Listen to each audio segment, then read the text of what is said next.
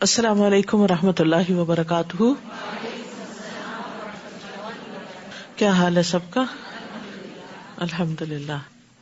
نحمده ونصلی علی رسولہ الکریم. اما بعد فاعوذ باللہ من الشیطان الرجیم. بسم اللہ الرحمن الرحیم. رب اشرح لی صدری ویسر لی امری واحلل عقدۃ من لسانی یفقہوا قولی. علماء کے اٹھائے جانے سے پہلے علم حاصل کر لینا چاہیے. عبداللہ ابن عمرو ابن العاص کہتے ہیں، میں نے رسول اللہ صلی اللہ علیہ وسلم کو فرماتے ہوئے سنا، بے شک اللہ علم کو اس طرح نہیں اٹھا لے گا کہ اس کو بندوں سے چھین لے، یعنی جس نے علم حاصل کیا ہو اس سے واپس لے لے، بلکہ وہ علماء کو موت دے کر علم اٹھا لے گا. حتیٰ کہ جب کوئی عالم باقی نہیں رہے گا تو لوگ جاہلوں کو سردار بنا لیں گے، بس ان سے سوال کیے جائیں گے اور وہ بغیر علم کے فتوے دیں گے، پھر وہ خود بھی گمراہ ہوں گے اور لوگوں کو بھی گمراہ کریں گے. اور یہ قیامت کی نشانیوں میں سے نشانی ہے. تو اس لیے انسان کو اس بات کا حریص ہونا چاہیے، اس سے پہلے کہ ایسا فتنے کا دور آئے، انسان علم حاصل کرے، علم کی حفاظت کرے اور علم میں پختگی پیدا کرے. 21واں پارہ. اعوذ باللہ من الشیطان الرجیم. بسم اللہ الرحمن الرحیم. اتل ما اوحی الیک من الکتاب واقم الصلاة ان الصلاة تنہی عن الفحشاء والمنکر وَلَذِكْرُ اللَّهِ أَكْبَرُ وَاللَّهُ يَعْلَمُ مَا تَصْنَعُونَ. شروع کرتی ہوں اللہ کے نام سے جو بے انتہا مہربان نہایت رحم فرمانے والا ہے. اے نبی، اس کتاب کی تلاوت کیجیے جو آپ کی طرف وحی کی گئی ہے، اور نماز قائم کیجیے. نماز یقیناً بے حیائی اور برے کاموں سے روکتی ہے، اور اللہ کا ذکر تو سب سے بڑی چیز ہے، اور جو کام تم کرتے ہو اللہ اسے جانتا ہے. تو یہاں براہ راست نبی صلی اللہ علیہ وسلم کو خطاب کیا جا رہا ہے، اور آپ ہمارے لیے اسوہ حسنہ ہیں، تو آپ کے بعد آپ کی پیروی میں ہمیں بھی یہی کام کرنا ہے. اور وہ کام کیا ہے کہ اس کتاب کی تلاوت کیجیے. تلاوت کا مطلب قرآن مجید کو پڑھنا بھی ہے اور پھر اس کی پیروی کرنا بھی ہے. تلا یتلو تلون کا مطلب ہوتا ہے کسی چیز کے پیچھے پیچھے آنا، یعنی اس کا تتبع کرنا، اس کو فالو کرنا، جو احکامات اس قرآن میں ہیں ان پر عمل کرنا. قرآن کی کثرت سے تلاوت انسان کی بصیرت میں اضافہ کرتی ہے، اس کے علم کی باریکیوں کے خزانوں کو اس پر کھول دیتی ہے. اور یہ کتاب ایسی نہیں کہ جس کو پہلی بار پڑھنے سے یا صرف ایک بار پڑھنے سے ہی اس کے سارے فائدے حاصل ہو جائیں، بلکہ جو جو آپ اس کو پڑھتے جائیں گے، یعنی ایک دفعہ ختم ہو تو پھر شروع کر دیں، تلا یتلو تلون، اس کو پڑھتے چلے جائیں. اور وقت کے ساتھ ساتھ آپ کا علم بھی بڑھتا ہے، آپ کا تجربہ بھی بڑھتا ہے، آپ کے اوپر مختلف طرح کی کیفیات آتی ہیں. ان سب میں قرآن کی تلاوت انسان کو بے پناہ فائدہ عطا کرتی ہے، اور اس کے راز انسان پر جب کھلتے ہیں تو اس کی روح سیراب ہو جاتی ہے. اور جیسے جیسے پڑھنے والا قرآن کو کثرت سے پڑھتا جاتا ہے تو قرآن اس کو اپنی روشنیوں کی مزید چمک عطا کرتا ہے، اور پھر انسان اللہ کی طرف راغب ہو جاتا ہے. اور اتلو میں ایک پڑھ سنانے کا معنی بھی ہے، اور نبی صلی اللہ علیہ وسلم کے لیے خاص طور پر یہ تھا کیونکہ جبریل آپ کے پاس قرآن لا رہے تھے، تو آپ کی یہ ذمہ داری بھی تھی کہ آپ اب لوگوں کو پڑھ کے سنائیں. یعنی صرف لکھا ہوا نہیں دیا جائے گا بلکہ پڑھ کے سنایا جائے گا. تو جب آپ پر کوئی سورت نازل ہوتی تھی تو آپ لوگوں میں اس کو پڑھ کے سناتے، نمازوں میں پڑھ کے سناتے. وَأَقِمِ الصَّلَاةَ، اور نماز قائم کیجیے. نماز قائم کرنے میں اس کی تمام شروط، اس کے آداب اور واجبات، سنن، ان تمام چیزوں کا اہتمام لازم ہے. اور پھر خاص طور پر خشوع و خضوع سے پڑھی گئی نماز، اس کا فائدہ کیا ہے؟ ان الصلاۃ تنہی عن الفحشاء والمنکر، کہ انسان کو بے حیائی اور برائی سے روکتی ہے. بے حیائی، فحشاء کھلے بڑے گناہوں کو کہتے ہیں، اور منکر ہر وہ عمل جس سے شریعت اور انسان کی عقل انکار کرتی ہے. تو نماز کا انسان کی زندگی میں ایک اثر ہونا چاہیے. نماز صرف زبانی، قلبی اور بدنی عبادت ہی نہیں، یعنی یہ ایک ایسی عبادت ہے جو ہمارے دل، زبان اور سارے اعضاء کو شریک کرتی ہے، لیکن اس کا امپیکٹ ہماری پوری لائف پر ہونا چاہیے. اور سب سے زیادہ یہ کہ انسان بے حیائی کے کاموں سے رک جائے، بڑی بڑی برائیوں اور بڑے بڑے گناہوں سے رک جائے. اور یہ صرف اسی وقت ہو سکتا ہے جب انسان نماز کو سوچ سمجھ کے پڑھے، توجہ سے پڑھے، اس بات کا یقین رکھے کہ میں اللہ کے حضور کھڑا ہوں، اور وہ نماز انسان کے اندر اللہ کے ڈر میں مزید اضافہ کرے. تو نماز اگر کوئی شخص صحیح طریقے پر پڑھتا ہے تو یہ ہو نہیں سکتا کہ پھر اس کی برائیاں اس سے نہ چھوٹیں، کیونکہ نماز اس کو اپنا احتساب کرنا بھی سکھاتی ہے. اور آپ نے دیکھا ہوگا کہ نماز کے اندر اپنی کوتاہیاں بھی یاد آتی ہیں، اور بھی بہت سی چیزیں یاد آتی ہیں. جب انسان ساری دنیا سے منقطع ہو جاتا ہے اور اللہ سبحانہ و تعالیٰ کے سامنے کھڑے ہو کر ایک نقطے پر فوکس کرتا ہے، تو ایک پروسیس ہے، یہ ایک عمل ہے جس سے انسان کا تزکیہ ہوتا ہے. اندر کی خرابیاں بھی دور ہوتی ہیں اور باہر کی بھی. شرط یہ ہے کہ انسان اس کو صحیح طریقے سے ادا کرنے والا ہو، صحیح طریقے میں ظاہری آداب بھی اور باطنی آداب بھی. ابو ہریرہ سے مروی ہے، وہ کہتے ہیں کہ ایک آدمی نبی صلی اللہ علیہ وسلم کی خدمت میں حاضر ہوا اور کہنے لگا، فلاں آدمی رات کو نماز پڑھتا ہے اور دن کو چوری کرتا ہے. آپ نے فرمایا، ان قریب اس کی نماز اسے اس کام سے روک دے گی. یعنی بہت دفعہ یہ سوال لوگوں کے اندر پیدا ہوتا ہے کہ کچھ لوگ نماز پڑھتے ہیں لیکن برے کام نہیں چھوڑتے.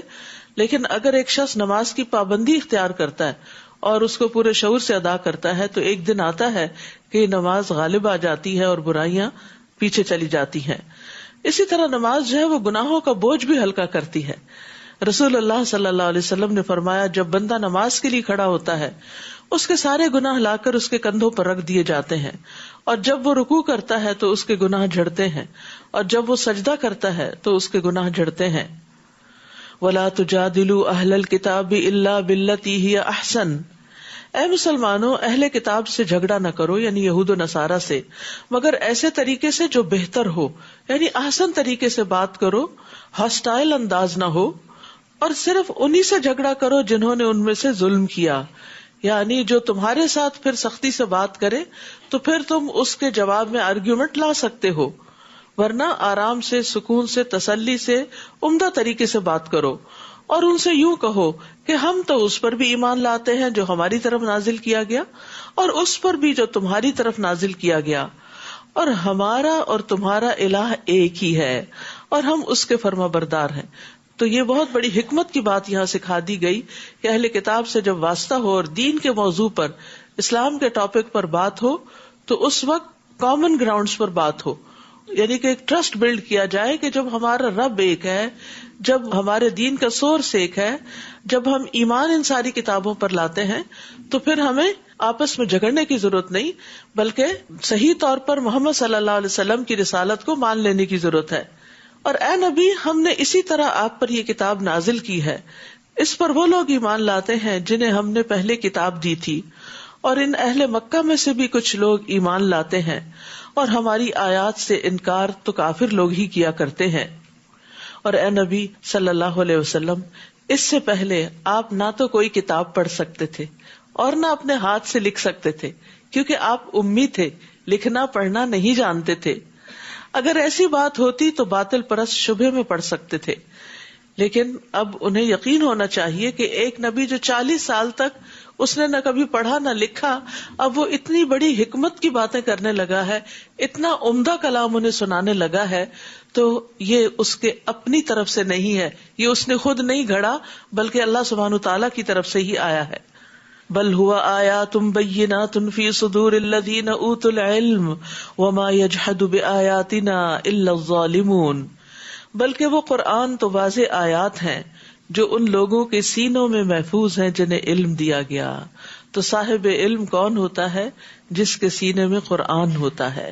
اس لیے ہم میں سے ہر ایک کو اس بات کی حرص اور کوشش دونوں رکھنی چاہیے کہ ہم قرآن کو یاد بھی کریں، یعنی قرآن کو سینے میں محفوظ کریں. یعنی جتنا ہمیں حفظ ہے اسی کو کافی نہ سمجھے بلکہ اس سے آگے بڑھیں. اور ہماری آیات سے ظالم لوگوں کے سوا کوئی انکار نہیں کرتا. حقیقت یہ ہے کہ حفظ قرآن جو ہے نا، یہ اللہ تعالیٰ کی بہت بڑی نعمت ہے. حسن کہتے ہیں اس امت کو قرآن کا حفظ عطا کیا گیا جبکہ ان سے پہلے لوگ صرف اپنی کتاب کو دیکھ کر ہی پڑھ سکتے تھے. یعنی تورات کے حافظ آپ کو نہیں ملیں گے, انجیل کے حافظ نہیں ملیں گے, یہ حافظ آپ کو قرآن ہی کے ملیں گے. اور یہ اس امت پر بہت بڑا انعام ہے اللہ تعالیٰ کا. جب وہ اس کو پڑھ کر بند کرتے تو جو کچھ اس میں حفظ ہوتا اس کو حفظ نہ کر سکتے تھے سوائے انبیاء کے. یعنی تورات اور انجیل وغیرہ کو صرف انبیاء ہی یاد رکھتے. جیسے زبور جو تھی وہ حضرت داؤد کو حفظ تھی, اور وہ یعنی کہ اپنے کام کاج کے دوران اس کو زبانی ہی پڑھ لیا کرتے تھے. اور حافظ قرآن کی بڑی شان ہے, وہ معزز فرشتوں کے ساتھ ہوگا. نبی صلی اللہ علیہ وسلم نے فرمایا اس شخص کی مثال جو قرآن پڑھتا ہے اور وہ اس کا حافظ بھی ہے, یعنی صرف حفظ کر کے چھوڑ نہیں دیا بلکہ پڑھتا ہے, وہ ان فرشتوں کے ساتھ ہے جو لکھنے والے یعنی کرامن کاتبین معزز اور بزرگی والے ہیں. اور وہ شخص جو قرآن بار بار پڑھتا ہے پھر بھی وہ اس کے لیے دشوار ہے تو اس کے لیے دوہرا اجر ہے.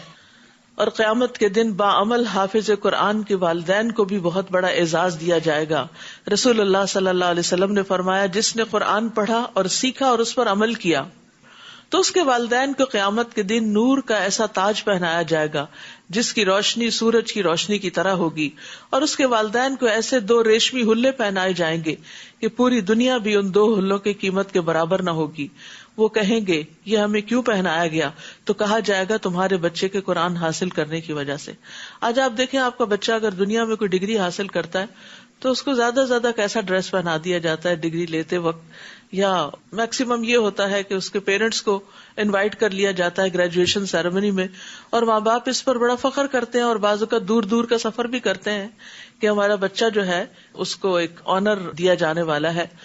لیکن آپ سوچئے کہ وہ دن کیسا دن ہوگا, وہ گریجویشن کیسی ہوگی, وہ شان و شوکت کیسی ہوگی کہ جب ایک حافظ قرآن کو بھی بہت کچھ دیا جائے گا, اور صرف اس کو نہیں بلکہ اس کے والدین کو بھی اتنا زیادہ عزت و اکرام بخشا جائے گا. تو اس لیے ہمیں صرف اپنے بچوں کی دنیاوی تعلیم ہی کے لیے وقت اور مال اور کوشش نہیں صرف کرنی چاہیے بلکہ ان کے دین اور آخرت کے لیے بھی فکر کرنی چاہیے. حفظ قرآن کا عمل جو ہے یہ بڑا صبر آزما ہوتا ہے, اور اس میں بہت پریشرز ہوتے ہیں. ایک تو خود قرآن یاد کرنے کا ہوتا ہے, دوسرا لوگوں کا بڑا پریشر ہوتا ہے. تم کب تک اس کو آؤٹ آف اسکول رکھو گی, کب یہ اسکول کی یا کب دنیا کی تعلیم حاصل کرے گا, کب یہ آگے بڑھے گا, یہ پیچھے رہ رہا ہے, یہ دوسرے بچوں سے بیہائنڈ جا رہا ہے, وغیرہ وغیرہ. اپنے دوست رشتے دار ملنے جلنے والے, حتیٰ کہ بچہ بھی بعض اوقات احساس کمتری کا شکار ہو جاتا ہے کہ شاید میں پیچھے رہ رہا ہوں. تو ایسی احادیث جو ہے ان کو سناتے رہنا چاہیے کیونکہ اس میں بہت بڑی موٹیویشن ہے, اور اللہ تعالیٰ ہمیں توفیق دے کہ ہم اپنی اولادوں کی ایسی تربیت کر سکیں, اور اللہ ان کو بھی توفیق دے کہ وہ اس قرآن کو حفظ کرنے کے بعد سنبھال بھی سکیں اور مرتے دم تک اس کے محافظ ہوں. نیز وہ کہتے ہیں کہ اس نبی پر اس کے رب کی طرف سے کوئی معجزے کیوں نہیں اتارے گئے؟ آپ ان سے کہیے کہ معجزے تو اللہ کے پاس ہیں اور میں تو صرف ایک کھلم کھلا ڈرانے والا ہوں. کیا انہیں یہ کافی نہیں کہ ہم نے ان پر یہ کتاب نازل کی جو انہیں پڑھ کر سنائی جاتی ہے؟ اس میں ایمان لانے والوں کے لیے یقیناً رحمت اور نصیحت ہے. یعنی یہ اہل مکہ اور کوئی نشانی کیوں طلب کرتے ہیں حالانکہ قرآن کریم سب سے بڑی نشانیوں میں سے ایک نشانی ہے, اور نبی صلی اللہ علیہ وسلم کی نبوت بھی اسی سے ثابت ہوتی ہے کہ آپ امی تھے, پڑھے لکھے نہیں تھے, لیکن آپ نے یہ کتاب پیش کی. تو وہ اور نشانیاں طلب کرنے کی بجائے اسی نشانی پر غور کریں, اس کو پڑھیں, تو اس سے کیا ہوگا, ان کے ایمان میں بھی اور علم اور عمل میں اضافہ ہوگا. حقیقت یہ ہے کہ ہر نبی کو معجزے عطا کیے گئے, لیکن وہ معجزے ان کے ساتھ ہی ختم بھی ہو گئے. رسول اللہ صلی اللہ علیہ وسلم نے فرمایا ہر نبی کو ایسے معجزے عطا کیے گئے جو اس جیسے دوسرے انبیاء کو بھی عطا کیے گئے, یعنی ملتے جلتے معجزے بھی تھے, اور لوگ اس پر ایمان لائے. اور مجھے جو معجزہ عطا کیا گیا وہ وحی الہی یعنی قرآن ہے جو اللہ نے میری طرف نازل کیا ہے, اور مجھے امید ہے کہ قیامت کے دن میری پیروی کرنے والوں کی تعداد ان سے زیادہ ہوگی. تو خود نبی صلی اللہ علیہ وسلم کے قول سے یہ پتہ چلتا ہے کہ یہ قرآن ایک معجزہ ہے, اور جس طرح آپ کی رسالت قیامت تک ہے اسی طرح آپ کا یہ معجزہ بھی قیامت تک باقی رہے گا. آپ ان سے کہیے میرے اور تمہارے درمیان گواہی کے لیے اللہ کافی ہے. آسمانوں اور زمین میں جو کچھ ہے اسے وہ جانتا ہے, اور جو لوگ باطل کو مانتے اور اللہ کا انکار کرتے ہیں وہی نقصان اٹھانے والے ہیں. یہ لوگ آپ سے جلد عذاب لانے کا مطالبہ کرتے ہیں، اور اگر عذاب کا وقت مقرر نہ ہوتا تو وہ ان پر آ چکا ہوتا، اور وہ ان پر اس طرح اچانک آ جائے گا کہ انہیں خبر تک نہ ہوگی۔ یہ آپ سے جلد عذاب لانے کا مطالبہ کرتے ہیں، حالانکہ جہنم کافروں کو گھیرے میں لے چکی ہے۔ جس دن عذاب انہیں اوپر سے ڈھانپ لے گا اور پاؤں کے نیچے سے بھی، اور اللہ تعالیٰ فرمائے گا جو کچھ تم کرتے رہے اب اس کا مزہ چکھو۔ یہ عذاب کی شدت بتائی جا رہی ہے کہ جہنم کا عذاب کتنا سخت ہوگا۔ آپ تھوڑی دیر کے لیے امیجن کریں کہ آپ کسی کمرے میں ہیں اور اس کمرے کے فلور کو بھی آگ لگ جاتی ہے اور چھت سے بھی آگ ٹپکنے لگتی ہے۔ آپ کیا کرنا چاہیں گے؟ وہاں سے بھاگنا چاہیں گے، لیکن جہنم سے کوئی بھاگ بھی نہیں سکے گا۔ یہاں جو بات کی جا رہی ہے کہ عذاب اوپر سے بھی ڈھانپ لے گا اور نیچے سے بھی، اور وہ بیچ میں پھنس جائیں گے اور وہاں سے نکل نہ سکیں گے۔ تو جہنم کا عذاب کوئی معمولی چیز نہیں ہے، اس لیے انسان کو ہر وہ کام چھوڑ دینا چاہیے کہ جس پر اللہ سبحانہ تعالیٰ نے عذاب کی وعید سنائی ہے۔ یا عبادی الذین آمنوا ان ارضی واسعۃ فایای فاعبدون، اے میرے بندو جو ایمان لائے ہو، میری زمین یقیناً بڑی وسیع ہے، لہذا میری ہی عبادت کرو۔ یعنی کوئی بھی ایسی زمین، کوئی بھی ایسی جگہ جہاں انسان توحید پر، ایک اللہ کی عبادت پر قادر نہ ہو، اور جہاں انسان حرام کاموں سے نہ بچ سکے، پھر انسان کو وہ جگہ چھوڑ دینی چاہیے تاکہ انسان اپنی زندگی اللہ کی عبادت میں گزار سکے۔ کیونکہ کل قیامت کو کوئی بھی انسان یہ عذر اور بہانہ نہیں کر سکے گا کہ یا رب، چونکہ میں ایسی جگہ رہتا تھا، ایسے ملک میں رہتا تھا، ایسے لوگوں میں رہتا تھا کہ میری مجبوریاں تھی کہ میں پھر تیری نافرمانی کے کام کرتا رہتا۔ نہیں، کل نفس ذائقۃ الموت ثم الینا ترجعون، ہر شخص کو موت کا مزہ چکھنا ہے، پھر تم ہماری ہی طرف لوٹائے جاؤ گے۔ اور وہ لوگ جو ایمان لائے اور انہوں نے نیک عمل کیے، ہم انہیں جنت کے بالا خانوں میں جگہ دیں گے جن کے نیچے نہریں بہ رہی ہیں، اس میں وہ ہمیشہ رہیں گے۔ عمل کرنے والوں کے لیے کیا ہی اچھا اجر ہے۔ یعنی جو لوگ اللہ کی خاطر ہجرت کریں گے، عمل صالح کریں گے، اللہ تعالیٰ ان کو بہترین نعم البدل عطا کرے گا ایسی جنتوں کی صورت میں۔ الذین صبروا وعلی ربہم یتوکلون، جنہوں نے مصائب پہ صبر کیا اور اپنے رب پر بھروسہ رکھتے ہیں۔ وَكَأَيٍّ مِّن دَابَّةٍ لَا تَحْمِلُ رِزْقَهَا اللَّهُ يَرْزُقُهَا وَإِيَّاكُمْ۔ ہجرت کی راہ میں عموماً جو چیز رکاوٹ بنتی ہے وہ یہ کہ ہم کھائیں گے کہاں سے، کیا کام کریں گے، کیا کاروبار کریں گے، کیا جاب کریں گے۔ تو اللہ سبحانہ تعالیٰ یہ بھی وعدہ کر رہا ہے کہ رزق کا انتظام بھی اللہ کرے گا۔ آپ میں سے کتنے لوگ ایسے ہیں جو اس ملک میں ہجرت کر کے آئے ہیں اور ان کے پاس کوئی جاب اور کوئی کام نہیں تھا، پھر اللہ سبحانہ تعالیٰ نے ہر چیز کا انتظام کر دیا، ساری نعمتیں عطا کر دی۔ تو اسی طرح یہ تو دنیا کی خاطر ہجرت تھی، لیکن جب کوئی اللہ کی خاطر ہجرت کرتا ہے، جیسے مکہ والوں نے حبشہ کی طرف ہجرت کی تھی، تو کس طرح اللہ سبحانہ تعالیٰ نے ان کے لیے نعمتوں کے دروازے کھول دیے تھے۔ اور پھر بعد میں مدینہ کی طرف جو ہجرت ہوئی، اس کے بعد اللہ نے اس کو کیسا دارالامن بنا دیا ان کے لیے، اور ہر طرح کی نعمتیں عطا کی۔ اور کتنے ہی جانور ایسے ہیں جو اپنا رزق اٹھائے نہیں پھرتے، اللہ انہیں رزق دیتا ہے اور تم کو بھی وہی دیتا ہے، اور وہ سب کچھ سننے والا اور جاننے والا ہے۔ تو یاد رکھیے، رزق کے معاملے میں انسان کا اپنا اختیار کم ہی ہے، رزق کے معاملے میں انسان کو اللہ پر بھروسہ کرنا چاہیے۔ عمر بن خطاب کہتے ہیں کہ رسول اللہ صلی اللہ علیہ وسلم نے فرمایا، اگر تم اللہ پر ویسا توکل کرو جیسا کہ توکل کرنے کا حق ہے، تو وہ تمہیں اسی طرح روزی دے گا جس طرح پرندوں کو دیتا ہے۔ صبح کو وہ بھوکے اٹھتے ہیں اور شام کو پیٹ بھرے ہوئے آتے ہیں۔ تو انسان کو رزق اللہ ہی سے مانگنا چاہیے، اور جب بندہ اللہ سے مانگتا ہے تو اللہ تعالیٰ اس کو ضرور دیتا ہے۔ ایک شخص نے نبی صلی اللہ علیہ وسلم سے آ کے پوچھا کہ اللہ کے رسول، جب میں اپنے رب سے دعا کروں تو کیا کہا کروں؟ آپ نے فرمایا، یوں کہو، اللہم اغفر لی وارحمنی وعافنی وارزقنی، اے اللہ مجھے بخش دے، مجھ پر رحم فرما، مجھے عافیت دے، مجھے رزق عطا فرما۔ اس کے بعد آپ نے انگوٹھے کو نکال کر باقی 4 انگلیوں کو بند کر کے فرمایا، یہ 4 چیزیں یعنی جو مانگی گئی ہیں دنیا اور آخرت دونوں کو جمع کرتی ہیں، یعنی دونوں کے لیے کافی ہیں۔ اور رزق کی تلاش میں اعتدال سے کام لینا چاہیے. یہ نہیں کہ انسان اپنی عبادت کا وقت بھی رزق کی تلاش میں گزار دے, کیونکہ نبی صلی اللہ علیہ وسلم نے فرمایا اجملوا فی طلب الدنیا, دنیا کی طلب میں اعتدال سے کام لو, اس لیے کہ ہر ایک کو وہ ضرور ملے گا جو اس کے لیے لکھ دیا گیا. اگر آپ ان سے پوچھیں کہ آسمانوں اور زمین کو کس نے پیدا کیا اور سورج اور چاند کو کس نے مسخر کر رکھا ہے, تو ضرور کہیں گے کہ اللہ نے. پھر یہ کہاں سے دھوکا کھاتے ہیں؟ اللہ ہی اپنے بندوں میں سے جس کے لیے چاہتا ہے رزق کشادہ کر دیتا ہے اور جس کے لیے چاہے کم کر دیتا ہے, اور وہ یقیناً ہر بات سے خوب واقف ہے. اور اگر آپ ان سے پوچھیں کہ آسمان سے کس نے پانی برسایا, پھر اس پانی سے مردہ پڑی ہوئی زمین کو کس نے زندہ کیا, تو ضرور کہیں گے کہ اللہ نے. ان سے کہیے پھر ہر طرح کی حمد اللہ ہی کے لیے ہے, مگر اکثر لوگ کچھ سوچتے نہیں. وما هذه الحياة الدنيا إلا لهو ولعب وإن الدار الآخرة لهي الحيوان لو كانوا يعلمون. یہ دنیا کی زندگی ایک کھیل تماشے کے سوا کچھ نہیں, اصل زندگی تو آخرت کا گھر ہے.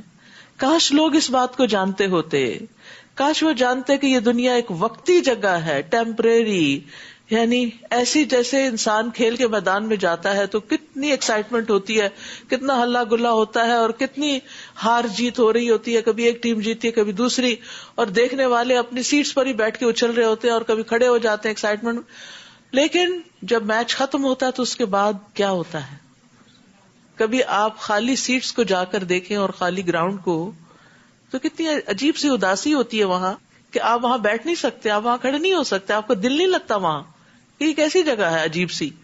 تو آپ دیکھیے اسی طرح دنیا میں انسان بہت ایکسائٹیڈ ہوتا ہے, یہ کامیاب ہو گیا, اس کو ڈگری مل گئی, اس کی شادی ہو گئی, اس کے بچے ہو گئے, اس کا بزنس اتنا بڑا ہو گیا, وہ فلاں ملینئر ہو گیا, اور پھر ان چیزوں پر انسان دیکھ کے خوش ہوتا رہتا ہے. اور بہت سے لوگ تو اپنوں کو چھوڑ کے صرف سوشل میڈیا پہ بیٹھے رہتے ہیں اور بڑے بڑے جو سٹارز ہیں یا آرٹسٹ ہیں ان کو فالو کرتے رہتے ہیں, اسنیپ چیٹ پہ ان کو دیکھتے رہتے ہیں کہ وہ کیا پہن رہے ہیں, کیا کھا رہے ہیں, اور اس طرح دنیا کی رونقوں سے مستفید ہوتے رہتے ہیں ان کے اپنے خیال کے مطابق. یہ بھی انٹرٹینمنٹ کی ایک قسم ہوتی ہے.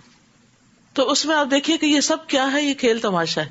جب آپ اس کو بند کر دیتے ہیں نا اپنے فون کو, تو اس کے بعد یعنی آپ اس کو ریچ نہیں کر سکتے, اس تک پہنچ نہیں سکتے. کسی نے اگر بہت بڑا ہیرو کا ہار بھی پہنا ہو اور آپ دیکھ کے بہت اسے خوش ہو رہے ہیں, بہت آپ کو اچھا لگ رہا ہے, تو جب آپ اس کو بند کریں گے, کلک کریں گے اسکرین کو, تو اس کے بعد وہ ہیرو کا ہار کہاں گیا. تو دنیا کی زندگی بھی بس ایسے ہی ہے جیسے ایک اسکرین کے اوپر آپ یہ ساری چیزیں دیکھ رہے ہیں, اور جلد ہی اس نے بند ہو جانا ہے, آنکھیں بند ہو جائیں گی اور انسان قبر میں اتر جائے گا, اور یہ سب کچھ خواب جیسا لگے گا, اس کی کوئی حقیقت نہیں ہے. اس میں سے کوئی چیز بھی ہم ساتھ نہیں لے جا سکتے سوائے اپنے نیک اعمال کے. قرآن مجید میں ایک اور جگہ بھی آتا ہے وَإِنَّ الْآخِرَةَ هِيَ دَارُ الْقَرَارِ, اور یقیناً آخرت کا گھر وہی رہنے کا گھر ہے, اور اصل عیش آخرت کی عیش ہے. اللہم لا عیش الا عیش الآخرہ فاکرم الانصار والمہاجرہ. اے اللہ آخرت کی زندگی کے سوا کوئی زندگی حقیقی نہیں, بس انصار و مہاجرین پر اپنا فضل فرما. نبی صلی اللہ علیہ وسلم غزوہ خندق کے موقع پر یہ شعر پڑھ رہے تھے اور خندق کھود رہے تھے. پھر جب یہ کشتی میں سوار ہوتے ہیں تو اللہ کے لیے عبادت کو خالص کرتے ہوئے اسی کو پکارتے ہیں, اور جب وہ انہیں بچا کر خشکی پر لے آتا ہے تو اس وقت پھر شرک کرنے لگتے ہیں. یعنی جب مشکل وقت آتا ہے تو اللہ یاد آ جاتا ہے, اور جب مشکل ٹل جاتی ہے تو پھر وہ اسی روٹین میں پھر آ جاتے ہیں, تاکہ ہم نے جو کچھ انہیں دے رکھا ہے اس کی ناشکری کریں اور مزے اڑاتے رہیں, اور جلد ہی انہیں معلوم ہو جائے گا ان سب چیزوں کا انجام. یعنی ابھی تو اللہ نے ان کو مہلت دی ہوئی ہے, اس لیے مشکل سے نکل کر یہ اللہ کو بھول جاتے ہیں, تو یہ سمجھتے ہیں کہ ہمیں کوئی پکڑنے والا نہیں, لیکن ایک دن پکڑ تو ہونی ہے. کیا وہ یہ نہیں دیکھتے کہ ہم نے حرم کو پرامن بنا دیا جبکہ ان کے ارد گرد کے لوگ اچک لیے جاتے ہیں؟ کیا پھر بھی یہ لوگ باطل کو مانتے ہیں اور اللہ کی نعمتوں کی ناشکری کرتے ہیں؟ اور اس شخص سے بڑھ کر ظالم کون ہوگا جو خود جھوٹ گھڑ کر اللہ کے ذمے لگا دے, یا اس کے پاس حق آئے تو اسے جھٹلا دے. کیا ایسے کافروں کے لیے دوزخ کا ٹھکانہ کافی نہیں؟ والذین جاہدوا فینا لنہدینہم سبلنا وان اللہ لمع المحسنین. اور جو لوگ ہماری راہ میں جد و جہد کرتے ہیں, سخت محنت کرتے ہیں, ہم یقیناً انہیں اپنی راہیں دکھا دیتے ہیں, اور اللہ تعالیٰ یقیناً نیکی کرنے والوں کے ساتھ ہوتا ہے. تو ہدایت کا تعلق کس کے ساتھ ہے؟ جد و جہد کے ساتھ ہے.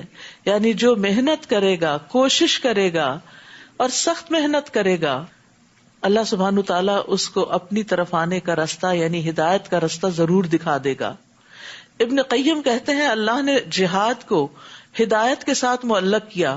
لوگوں میں سے جو زیادہ جہاد کرنے والا، زیادہ محنت کرنے والا ہے، وہ کامل ہدایت والا ہے. اور سب سے زیادہ فرض جہاد نفس کے ساتھ جہاد ہے، یعنی سب سے زیادہ انسان کو اسٹرگل اپنے آپ کے ساتھ کرنی پڑتی ہے. خواہش کے ساتھ جہاد کرنا، شیطان کے ساتھ جہاد کرنا اور دنیا کے ساتھ کرنا. جو شخص ان 4 چیزوں کے ساتھ اللہ کی رضا کے لیے جہاد کرتا ہے، اللہ تعالیٰ اس سے اپنی رضا کے راستوں کی ہدایت ضرور فرماتا ہے، جو اسے اس کی جنت یعنی اللہ کی جنت کی طرف پہنچا دیتے ہیں. جو شخص جہاد کو چھوڑ دیتا ہے وہ ہدایت سے اس قدر محروم رہ جاتا ہے جس قدر وہ جہاد کو معطل کرتا ہے. تو یاد رکھیے، آج کل آپ خوب محنت کر رہے ہیں، بھاگ دوڑ کر کے سفر کر کے یہاں پہنچتے ہیں، تو یہ سب کچھ کیا ہے؟ یہ جہاد ہے، یہ محنت ہے. اور یہاں آنے کے لیے جو گھر کے کاموں میں دوڑ لگاتے ہیں آپ اور باقی ذمہ داریوں کو پورا کرتے ہیں یا ان کو ایک طرف کرتے ہیں، تو اس میں آپ کی نیند بھی قربان ہوتی ہے، آپ کی بہت سی خواہشات کہ آپ کھانا چاہتے ہیں، آپ آرام کرنا چاہتے ہیں، وہ سب چھوڑ کے آپ محنت کر کے قرآن سمجھنے کے لیے آتے ہیں. تو والذین جاہدوا فینا لنہدینہم سبلنا، تو وہ کچھ لے کے بھی جاتے ہیں. اگر آپ امیجن کریں کہ آپ جب یہاں اندر آئے ہیں اور آپ سوچیں آج 21ویں پارے میں کیا ہے، شاید آپ بالکل بلیک آؤٹ ہوں کہ آپ کو کچھ پتا نہ ہو، ایک آیت کا بھی نہ پتا ہو کہ کیا 21ویں پارے میں. اگر میں آپ سے پوچھوں 22ویں پارے میں کیا ہے تو آپ کو کچھ یاد نہیں ہوگا کہ کیا ہے 22ویں پارے میں.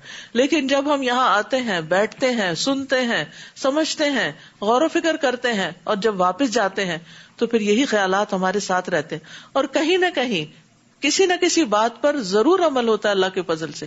تو یہ انسان کا مجاہدہ ہے اپنے ساتھ اور اللہ کے راستے میں کہ مجھے اللہ کے راستے کی ہدایت مل جائے. تو جو شخص یہ محنت کرے گا وہ ہدایت پائے گا.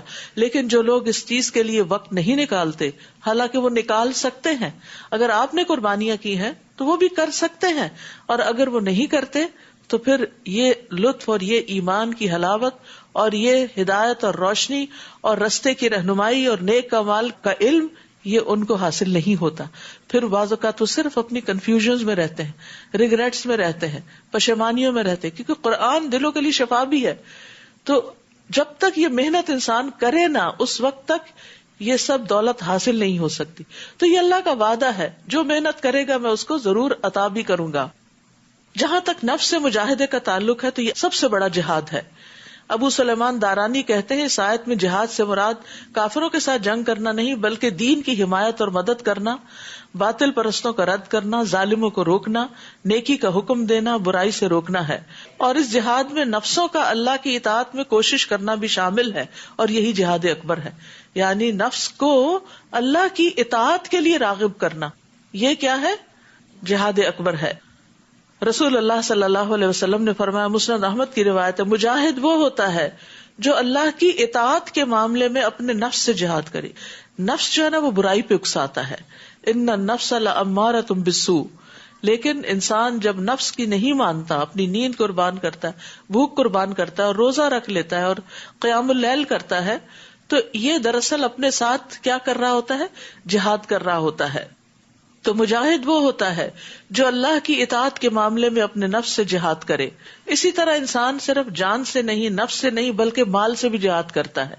ایک شخص نبی صلی اللہ علیہ وسلم کے پاس آیا اور اس نے پوچھا لوگوں میں سے افضل کون ہے؟ تو آپ نے فرمایا جو شخص اپنے مال اور اپنے نفس کے ساتھ اللہ کے راستے میں جہاد کرے. رسول اللہ صلی اللہ علیہ وسلم نے یہ خوشخبری بھی دی، اللہ تبارک و تعالیٰ کی راہ میں جہاد کرو، کیونکہ اللہ کے راستے میں جہاد کرنا جنت کے دروازوں میں سے ایک دروازہ ہے جس کے ذریعے اللہ انسان کو غم اور پریشانی سے نجات عطا فرماتا ہے. یعنی جب آپ اس کام میں لگتے ہیں، اللہ کے راستے میں دوڑنے لگتے ہیں، تو اس کے نتیجے میں آپ کو غموں اور پریشانیوں سے بھی نجات ملتی ہے. سورۃ الروم. بسم اللہ الرحمن الرحیم. الف لام میم. غلبت الروم فی ادنى الارض وهم من بعد غلبهم سيغلبون في بضع سنين لله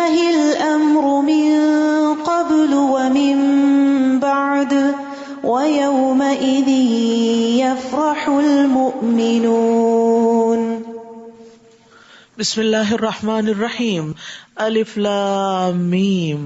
الف لام میم. غلبت الروم. رومی قریب کی سرزمین میں مغلوب ہو گئے، تاہم وہ مغلوب ہونے کے بعد پھر غالب آ جائیں گے. فی بضع سنین، چند ہی سال بعد. اس شکست سے پہلے بھی اللہ ہی کا حکم چلتا تھا اور بعد میں بھی اسی کا چلے گا. اور جب رومیوں کو فتح ہوگی اس دن مسلمان خوشیاں منائیں گے. نبی صلی اللہ علیہ وسلم کے زمانے میں ایران اور روم دنیا کی سب سے بڑی سلطنتیں تھیں. ان دونوں کے درمیان اکثر جنگیں ہوتی رہتی تھیں، جیسے عام طور پر سپر پاورز کے بیچ میں ٹسل چلتی رہتی ہے. ایرانی مشرک تھے، آگ کی پوجا کرتے تھے. رومی اہل کتاب تھے اور اپنے آپ کو تورات اور انجیل کی طرف منسوب کرتے. اہل فارس کی نسبت رومی مسلمانوں کے زیادہ قریب تھے کیونکہ وہ اہل کتاب تھے. اس لیے مسلمان یہ چاہتے تھے کہ رومی ایرانیوں پر فتح حاصل کریں. چونکہ مشرکین مکہ اور اہل فارس شرک میں مشترک تھے، اس لیے مشرکین مکہ رومیوں پر اہل فارس کی فتح چاہتے تھے. تو ایرانیوں یا اہل فارس کو رومیوں کے خلاف جنگوں میں کامیابیاں حاصل ہوئیں، لیکن مکمل فتح حاصل نہ ہوئی، بلکہ ایران سے ملحق بعض رومی علاقے ایرانیوں کے قبضے میں آ گئے. اس پر مشرکین نے بہت خوشیاں منائیں، لیکن مسلمان اس فتح پر بہت رنجیدہ ہوئے. تو اللہ تعالیٰ نے مسلمانوں کو آگاہ کیا، بلکہ ان کے ساتھ وعدہ کیا کہ ان قریب رومی اہل فارس پر فتح حاصل کر لیں گے، لیکن چند سالوں میں. اور وہ چند سالوں کی مدت 8-9 سال کی مدت تھی. اور پھر کہا جاتا ہے کہ یہ فتح اس دن ہوئی جس دن مسلمان جنگ بدر میں کامیاب ہوئے تھے، اور یہ ایک پیشن گوئی تھی.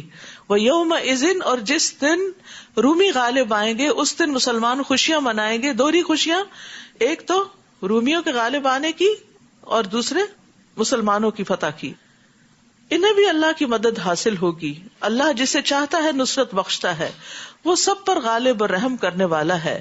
یہ اللہ کا وعدہ ہے اور اللہ اپنے وعدے کی خلاف ورزی نہیں کرتا، مگر اکثر لوگ یہ بات جانتے نہیں. اسی لیے جب ہم شک میں پڑے رہتے ہیں نا، جب ہمیں پتہ چلتا ہے اس کام پہ جنت ملے گی، پھر ہم کہتے پتہ نہیں ملے گی بھی یا نہیں ملے گی، تو کریں یا نہ کریں، پھر ریلکٹنٹ ہو کے کرتے ہیں.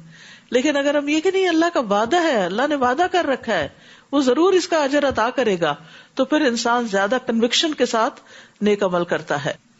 یعلمون ظاہرا من الحیات الدنیا وہم عن الآخرۃ ہم غافلون. وہ صرف دنیا کی زندگی کا ظاہری پہلو جانتے ہیں، صرف دنیا کی کامیابیوں کو جانتے ہیں، اور آخرت سے وہ بالکل غافل ہیں.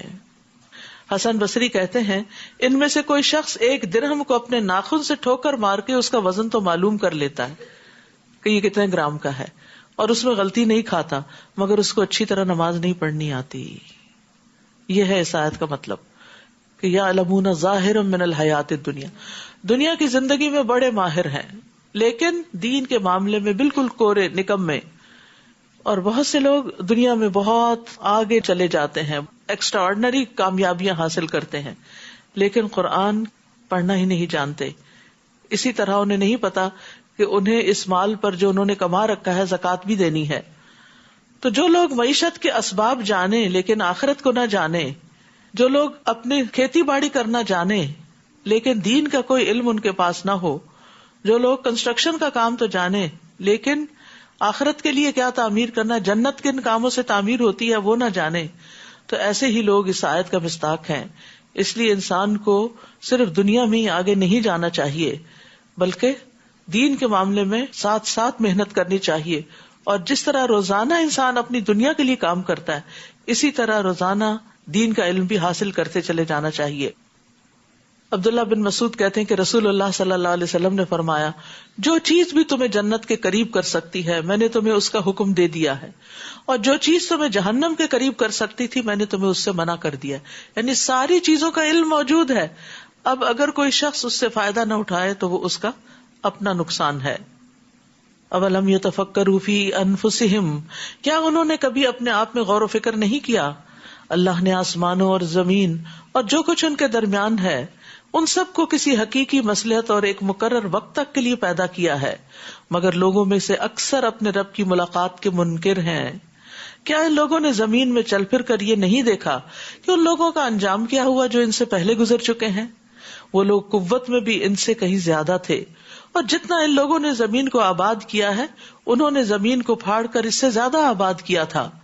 ان کے پاس بھی ہمارے رسول واضح دلائل لے کر آئے تھے. اللہ کا ان پر ظلم کرنے کا ارادہ نہیں تھا بلکہ وہ خود ہی اپنے آپ پر ظلم کر رہے تھے. پھر جن لوگوں نے برائیاں کی تھی ان کا انجام بھی برا ہی ہوا کیونکہ انہوں نے اللہ کی آیات کو جھٹلایا اور وہ ان کا مذاق اڑایا کرتے تھے. اللہ یبدأ الخلق ثم یعیدہ ثم الیہ ترجعون. اللہ ہی مخلوق کی ابتدا کرتا ہے پھر وہی اس کو دوبارہ بنائے گا پھر اسی کی طرف تم لوٹائے جاؤ گے. اور جس دن قیامت قائم ہوگی تو مجرم لوگ سخت مایوس ہو جائیں گے کیونکہ انہیں نظر آئے گا کہ اس دن کی تو ہم نے تیاری ہی نہیں کی تھی. اور یہاں قیامت کو ساعہ کہا گیا ہے, گھڑی, جس دن وہ گھڑی آ جائے گی, کیونکہ قیامت کلمحم بالبصر, آنکھ جھپکنے کی دیر یا اس سے بھی جلدی واقع ہو جائے گی. اور جس دن قیامت قائم ہوگی لوگ الگ الگ گروہوں میں بٹ جائیں گے, الگ الگ گروہ بن جائیں گے. فَأَمَّا الَّذِينَ آمَنُوا وَعَمِلُوا الصَّالِحَاتِ فَهُمْ فِي رَوْضَةٍ يُحْبَرُونَ. یعنی جو لوگ ایمان لائے اور نیک عمل کیے تو وہ جنت کے باغیچوں میں خوش و خرم ہوں گے. وَأَمَّا الَّذِينَ كَفَرُوا وَكَذَّبُوا بِآيَاتِنَا وَلِقَاءِ الْآخِرَةِ فَأُولَئِكَ فِي الْعَذَابِ مُحْضَرُونَ. اور جنہوں نے کفر کیا اور ہماری آیات اور آخرت کی ملاقات کو جھٹلایا تو ایسے لوگوں کو عذاب میں رکھا جائے گا. فسبحان اللہ حین تمسون وحین تصبحون. پس تم اللہ کی تسبیح کرو شام کے وقت بھی اور صبح کے وقت بھی, کیونکہ وہ سارے گناہوں کو مٹانے کا ذریعہ بن جاتی ہے, سورج غروب ہونے سے پہلے اور سورج طلوع ہونے سے پہلے. آسمانوں اور زمین میں اسی کے لیے حمد ہے, اور تسبیح کرو اس کی تیسرے پہر اور جبکہ تم پر ظہر کا وقت آتا ہے. وہی زندہ کو مردہ سے اور مردہ کو زندہ سے نکالتا ہے اور زمین کو اس کے مردہ ہونے کے بعد زندہ کرتا ہے. اسی طرح تم بھی مرنے کے بعد زمین سے نکالے جاؤ گے. یعنی اتنی خوبصورت یہ دلیل لگتی ہے مجھے کہ تم اپنے سامنے تخلیق کے عمل کو دیکھتے ہو کہ کس طرح مختلف چیزیں پیدا ہوتی ہیں اور ان کی پیدائش میں تمہارا کوئی ہاتھ نہیں ہوتا, وہ ایک قدرتی عمل کے نتیجے میں سامنے آ رہی ہوتی ہیں. تو اس کے پیچھے تو کوئی ہے نا, خود بخود تو نہیں ہو رہا. تو جو آج ان چیزوں کو بنا رہا ہے وہ کل بھی ان کو بنائے گا. اس سے دلیل ملتی ہے قیامت کے آنے کی, یوم الدین کے قائم ہونے کی. اور اس لیے یقین رکھنا چاہیے. انسان کے دل میں کبھی شک آ ہی جاتا ہے تو شک نہیں کرنا چاہیے. اگر کبھی شک آئے تو ایسے ہی دلائل پر غور کرے, اور یہ غور ہو نہیں سکتا جب تک آپ قرآن کا مطالعہ ساتھ ساتھ نہ کریں, کیونکہ آپ کو یہ دلیل بھی بھول جائے گی کچھ دنوں میں, کہ یہ بھی یاد رکھنی ہے شک کے موقع پر. تو جب دوبارہ پڑھیں گے تو پھر یاد آ جائے گا کہ ہاں واقعی جس رب نے اب آسمانوں کو پیدا کیا جبکہ یہ پہلے کچھ نہ تھے, زمین تو ہم جب سے پیدا ہوئے دیکھ رہے ہیں, لیکن بہت سی چیزیں تو زمین سے ہمارے سامنے اگتی ہوئی نظر آتی ہیں, انڈے سے چوزے نکلتے ہوئے ہمارے سامنے نظر آتے ہیں کہ یہ انڈے کے اندر یہ سب کچھ کہاں سے آ گیا. ہم نے تو یہ گوشت ووشت نہیں ڈالا تھا اندر جو چکن کے صورت میں نکلا ہے. تو یہ چیزیں انسان کو اس بات کا یقین دلاتی ہیں, اور انہی دلائل سے انسان کو سمجھایا گیا ہے کہ قیامت ضرور آئے گی. اور اس کی نشانیوں میں سے ایک یہ ہے کہ اس نے تمہیں مٹی سے پیدا کیا, پھر اب تم ایک انسان ہو جو ہر جگہ پھیل رہے ہو. آدم کی تخلیق مٹی سے ہوئی تھی. اور ایک نشانی یہ ہے کہ اس نے تمہاری ہی جنس سے تمہارے لیے بیویاں پیدا کی. حضرت حوا حضرت آدم کی پسلی سے پیدا کی گئی تھی, اور اس کے بعد عورتیں بھی یعنی آدم ہی کی اولاد ہیں. اور پھر کیوں پیدا کی؟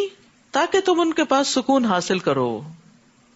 اور ازواج کا لفظ جیسے کہ پہلے بھی میں نے عرض کیا کہ میاں بیوی دونوں کے لیے آتا ہے, تو دونوں کا اکٹھا ہونا اس کا پرائمری مقصد کیا ہے کہ ایک دوسرے سے انس حاصل کرو, ایک دوسرے سے سکون پاؤ. اور اس نے تمہارے درمیان محبت اور رحمت پیدا کر دی. یہ بھی بہت حیران کن چیز ہے کہ دو بالکل اجنبی لوگ ہوتے ہیں, جو ہی نکاح کے رشتے میں بنتے ہیں دونوں کے درمیان ایک محبت پیدا ہو جاتی ہے جو کسی اور کے ساتھ نہیں ہوتی, اور انسان ایک دوسرے کی اس طرح کیئر کرنے لگتا ہے جو شاید کسی اور کی ہو. غور و فکر کرنے والوں کے لیے اس میں کئی نشانیاں ہیں. یعنی اللہ تعالیٰ نے جو تخلیق کیا انسان کو تو صرف ہڈیاں اور گوشت کا ڈھانچہ بنا کے اس کے اندر خون نہیں دوڑا دیا یا اس کے کچھ مسلس نہیں بنا دیے, بلکہ اس کے اندر دل رکھا اور دل میں جذبات رکھے, اور ان جذبات کی تسکین کے لیے بھی سامان پیدا کیے. اس کے اندر جنسی خواہش رکھی اور اس خواہش کی تکمیل کے لیے پھر انتظام بھی کیا, بندوبست بھی کیا. تو یہاں پر میاں بیوی کی باہم محبت اللہ کی نشانیوں میں سے ایک نشانی قرار دی گئی ہے. کہ اللہ تعالیٰ نے ان کے درمیان صرف محبت نہیں رحمت کو بھی ڈالا. اور آپ دیکھیے کہ یہ جو رحمت ہوتی ہے اسی کی وجہ سے انسان ایک دوسرے کی کیئر کرتا ہے. اور بہترین بیوی کون ہوتی ہے؟ جو شوہر کی کیئر کرے. اور بہترین شوہر کون ہے؟ جو بیوی کی کیئر کرے. ابن عباس رضی اللہ عنہ سے مروی ہے کہ نبی صلی اللہ علیہ وسلم نے فرمایا تم میں سے بہتر شخص وہ ہے جو اپنی بیویوں کے لیے اچھا ہے. حسن بصری سے مرسلن روایت ہے کہ اللہ تعالیٰ کے نزدیک پسندیدہ بندے وہ ہیں جو اپنے اہل و عیال کو، اپنے گھر والوں کو سب سے زیادہ نفع دینے والے ہیں. اسی طرح نبی صلی اللہ علیہ وسلم نے حضرت عمرو بن العاص کے سوال پر کہ آپ کو سب سے زیادہ کس سے محبت ہے علی اعلان بتا دیا تھا کہ حضرت عائشہ سے. تو اس سے پتہ چلتا ہے کہ اگر بیوی کے لیے دل میں محبت ہے تو اس کا ذکر کرنا یا اظہار کرنے میں بھی کوئی حرج نہیں اور ہونی چاہیے. حضرت عائشہ کہتی ہیں میں حیض کی حالت میں پانی پیتی تھی اور برتن نبی صلی اللہ علیہ وسلم کو دے دیتی. آپ اسی جگہ سے منہ رکھ کر پانی پیتے جہاں سے میں نے پیا ہوتا. میں ہڈی سے گوشت کھا کر وہ ہڈی نبی صلی اللہ علیہ وسلم کو دے دیتی تو آپ اسی جگہ سے کھاتے تھے جہاں سے میں نے کھایا ہوتا. حالانکہ میں حیض کی حالت میں ہوتی تھی، یعنی حیض کی حالت میں عورت کوئی اچھوت نہیں ہو جاتی. اسی طرح جو عورت شوہر سے محبت کرتی ہے اس کی بھی فضیلت ہے. نبی صلی اللہ علیہ وسلم نے فرمایا کیا میں تمہیں ان عورتوں کی خبر نہ دوں جو جنت میں ہوگی؟ ہم نے عرض کیا ضرور ہے اللہ کے رسول. آپ نے فرمایا محبت کرنے والی، زیادہ بچے جننے والی. جب اسے غصہ آئے یا اس کے ساتھ برا کیا جائے یا اس کا شوہر اس پہ غصہ اور ناراض ہو تو کہتی ہے میرا ہاتھ آپ کے ہاتھ میں ہے اور میں اپنی آنکھوں میں نیند کا سرما نہیں لگاؤں گی جب تک آپ راضی اور خوش نہ ہو جائیں. یعنی شوہر کی دلداری کرنے والی، اس کو منانے والی. کیونکہ مردوں کے لیے بہرحال باہر کی دنیا میں بہت سے اسٹریس ہوتے ہیں، بہت سے پریشرز ہوتے ہیں کہ جس کے لیے انہیں گھر آ کر سکون چاہیے ہوتا ہے. لیکن اگر بیوی بد اخلاق ہو تو پھر وہ سکون غارت ہو جاتا ہے اور گھر جہنم کا نمونہ بن جاتا ہے. تو ایسے میں ایک عورت کو انڈرسٹینڈ کرنا چاہیے اور شوہر کی ضروریات کو سمجھنا چاہیے، اور یہی چیز پھر باہم محبت کو مزید بڑھاتی ہے. دوسری طرف نبی صلی اللہ علیہ وسلم نے مومن مرد کو بھی تلقین کی کہ کوئی مومن مرد کسی مومن عورت سے بغض نہ رکھے، یعنی اپنی بیوی سے نفرت نہ کرو. اگر اس کی کوئی ایک عادت تمہیں پسند نہیں تو دوسری عادت پسند آ جائے گی. تو جو اچھی عادتیں ہیں ان پر نظر رکھو، اس کے ذریعے تم اپنے دل کو خوش رکھو. اور ایک نشانی یہ ہے کہ اس نے آسمانوں اور زمین کو پیدا کیا اور تمہاری زبانیں اور رنگ مختلف بنا دیے. اہل علم کے لیے اس میں بھی کئی نشانیاں ہیں. زبان بھی انسان کی پہچان ہوتی ہے اور رنگ بھی انسان کی پہچان ہوتا ہے کہ کون سا انسان کہاں سے تعلق رکھتا ہے، اور یہ ویرائٹی اسی وجہ سے رکھی گئی. نیز تمہارا رات اور دن کو سونا اور اس کا فضل تلاش کرنا بھی اس کی نشانیوں میں سے ہے. جو لوگ غور سے سنتے ہیں ان کے لیے اس میں بھی بہت سی نشانیاں ہیں. اور ایک نشانی یہ ہے کہ وہ تمہیں بجلی دکھاتا ہے جس سے تم ڈرتے بھی ہو اور امید بھی رکھتے ہو، اور آسمان سے پانی برساتا ہے. خوب بارش برس رہی ہے آج کل، غور کیا کریں، جس سے زمین کو اس کے مرنے کے بعد زندہ کر دیتا ہے. سبحان اللہ، کس طرح دنوں کے اندر پودے جو ہیں وہ ہرے بھرے ہوتے چلے جا رہے ہیں اور درخت پھر سے لد رہے ہیں. سمجھنے سوچنے والوں کے لیے اس میں بھی بہت سی نشانیاں ہیں، اور اس کی نشانیوں میں سے ایک یہ ہے کہ زمین اور آسمان اسی کے حکم سے بلا ستون قائم ہے. پھر جب وہ تمہیں ایک ہی دفعہ زمین سے پکارے گا تو تم زمین سے نکل کھڑے ہوگے. آسمانوں اور زمین میں جو کچھ ہے سب اسی کا ہے، سب کے سب اسی کے فرما بردار ہیں. وہی تو ہے جو خلقت کی ابتدا کرتا ہے، پھر وہی اس کا اعادہ کرے گا، اور یہ دوسری بار کی پیدائش اس پہ زیادہ آسان ہے. آسمانوں اور زمین میں اسی کی شان بالا تر ہے، اور وہ سب پر غالب اور حکمت والا ہے. اللہ تمہارے لیے ایک مثال بیان کرتا ہے جو خود تمہیں سے تعلق رکھتی ہے. تمہارے کچھ غلام ہو اور جو کچھ ہم نے تمہیں رزق دے رکھا ہے اس میں تم اور وہ غلام برابر شریک ہو جائیں تو کیا تم ایسا گوارا کر سکتے ہو؟ تم ان سے ایسے ہی ڈرو گے جیسے اپنے ہمسروں سے ڈرتے ہو. سمجھنے سوچنے والوں کے لیے ہم ایسے ہی اپنی آیات کھول کر بیان کرتے ہیں. بلکہ حقیقت یہ ہے کہ ان ظالموں نے بغیر علم کے اپنی خواہشات کی پیروی کر رکھی ہے. پھر جسے اللہ نے گمراہ کر دیا ہو اسے کون راہ راست پر لا سکتا ہے، اور ان کا کوئی مددگار بھی نہ ہو. لہٰذا اے نبی یکسو ہو کر اپنا رخ دین کی طرف کر دو. فَأَقِمْ وَجْهَكَ لِلدِّينِ حَنِيفًا، یہی فطرت الہی ہے جس پر اس نے لوگوں کو پیدا کیا. یعنی یہ دین انسان کے اندر رکھ دیا گیا ہے، اس کی پروگرامنگ کر دی گئی ہے. اللہ کی اس خلقت میں کوئی رد و بدل نہیں ہو سکتا. یہی درست دین ہے، لیکن اکثر لوگ جانتے نہیں. تو بات یہ ہے کہ اس آیت سے بھی اور پھر ایک حدیث سے بھی یہ پتہ چلتا ہے کہ ہر بچے کی پیدائش فطرت پر ہوتی ہے، یعنی اصل دین پر ہی ہوتی ہے، پھر اس کے ماں باپ اسے یہودی، نصرانی یا مجوسی بنا دیتے ہیں. تو اللہ سبحانہ تعالیٰ نے بندوں کو اپنی عبادت کے لیے پیدا کیا اور تمام انبیاء کو یہی پیغام دے کے بھیجا کہ وہ ایک اللہ کی عبادت کی طرف لوگوں کو بلائیں، اسی کی طرف رجوع کرتے ہوئے اسی بات پہ قائم ہو جاؤ اور اس سے ڈرتے رہو اور نماز قائم کرو اور ان مشرکوں سے نہ ہو جاؤ جنہوں نے اپنا دین الگ کر لیا اور گروہوں میں بٹ گئے. ہر گروہ کے پاس جو کچھ ہے اسی پر خوش ہے. یہ بھی انسان کی ایک بڑی کمزوری ہے کہ جس طریقے پر یا جس راستے پر وہ ہوتا ہے اسی پر ہی وہ خوش رہتا ہے اور حق کو جاننے کی کوشش نہیں کرتا. وَإِذَا مَسَّ النَّاسَ ضُرٌّ دَعَوْا رَبَّهُم مُنِيبِينَ إِلَيْهِ، اور جب لوگوں کو کوئی تکلیف پہنچتی ہے تو اپنے رب کی طرف رجوع کر کے اسے پکارتے ہیں. پھر جب وہ انہیں اپنی رحمت کا مزہ چکھاتا ہے تو اس وقت ان میں سے کچھ لوگ اپنے رب سے شرک کرنے لگتے ہیں تاکہ اس نعمت کی ناشکری کریں جو ہم نے انہیں دے رکھی ہے. بس مزے کر لو، جلد ہی تمہیں حقیقت معلوم ہو جائے گی. یا ہم نے ان پر کوئی دلیل اتاری ہے جو اس شرک کو صحیح بتاتی ہو، یعنی شرک کرنے کی دلیل کیا ہے سوائے اس کے کہ باپ دادا کی پیروی ہے. اور جب ہم لوگوں کو اپنی رحمت کا مزہ چکھاتے ہیں تو یہ اترانے لگتے ہیں، اور جب ان کے اپنے اعمال کی وجہ سے انہیں کوئی تکلیف پہنچتی ہے تو مایوس ہو جاتے ہیں. مصیبت پہنچنے پر مایوس ہونے کی بجائے گناہوں کو چھوڑنا ضروری ہے. مایوسی سے تکلیف دور نہیں ہوتی، نا امید ہونے سے، ہمت ہار دینے سے، فیڈ اپ ہو جانے سے تکلیف دور نہیں ہوتی. تکلیف دور ہوتی ہے نافرمانیاں چھوڑنے سے، کہ انسان اللہ کی کوئی بھی نافرمانی ایسی کر رہا ہے، کوئی گناہ ایسا کر رہا ہے تو اس کو چھوڑ دے. تو یہاں پر یہ کہا جا رہا ہے کہ جب ان پر کوئی تکلیف آتی ہے تو بجائے اس کے کہ وہ نافرمانی چھوڑے، اللہ کی طرف رجوع کرے، وہ مایوس ہو جاتے ہیں. کیا انہوں نے دیکھا نہیں کہ اللہ جس کا چاہے رزق زیادہ کر دیتا ہے اور جس کا چاہے کم کر دیتا ہے. ایمان لانے والوں کے لیے اس میں بھی کئی نشانیاں ہیں، یعنی مالی اعتبار سے اپ اینڈ ڈاؤن زندگی کا ایک حصہ ہے، اور یہ بھی انسان کو بہت کچھ سکھاتا ہے.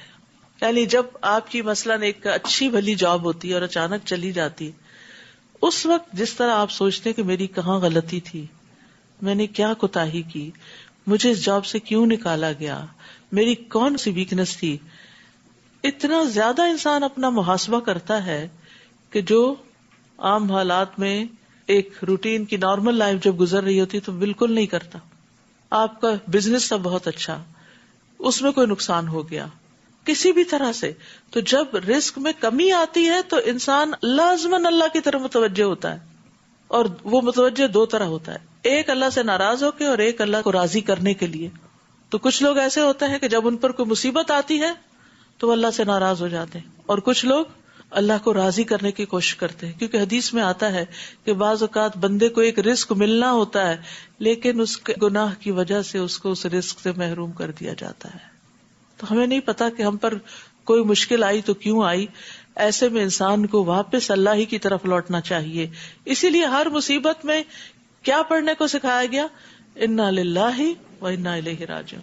ہم اللہ کی طرف لوٹنے والے ہیں، اس کا مطلب نہیں مر کے ہی جائیں گے، اب بھی اللہ کی طرف واپس آ رہے ہیں، اللہ ہی کی طرف رجوع کر رہے ہیں. اللہ ہمیں ہدایت دے دے اور ہماری مشکلات کو آسان کر دے. بس اپنے قرابت والے کو، مسکین اور مسافر کو اس کا حق دو. اگر چاہتے ہو نا رزق میں اضافہ ہو تو پھر کیا کرو؟ ان کا حق ادا کرو. یہ بات ان لوگوں کے لیے بہتر ہے جو اللہ کی رضا چاہتے ہیں، اور یہی لوگ کامیاب ہوں گے.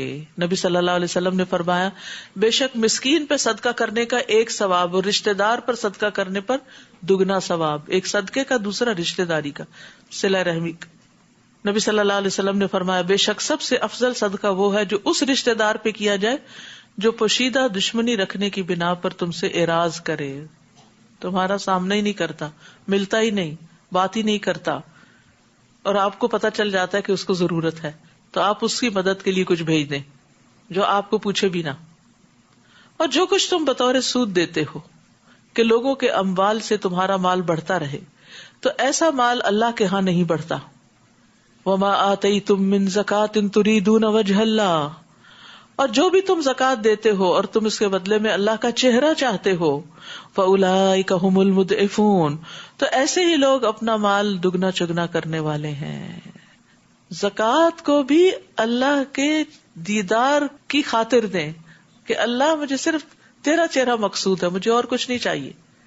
تو اللہ سبحانہ تعالیٰ ان کا ثواب کئی گنا بڑھا دیتے ہیں.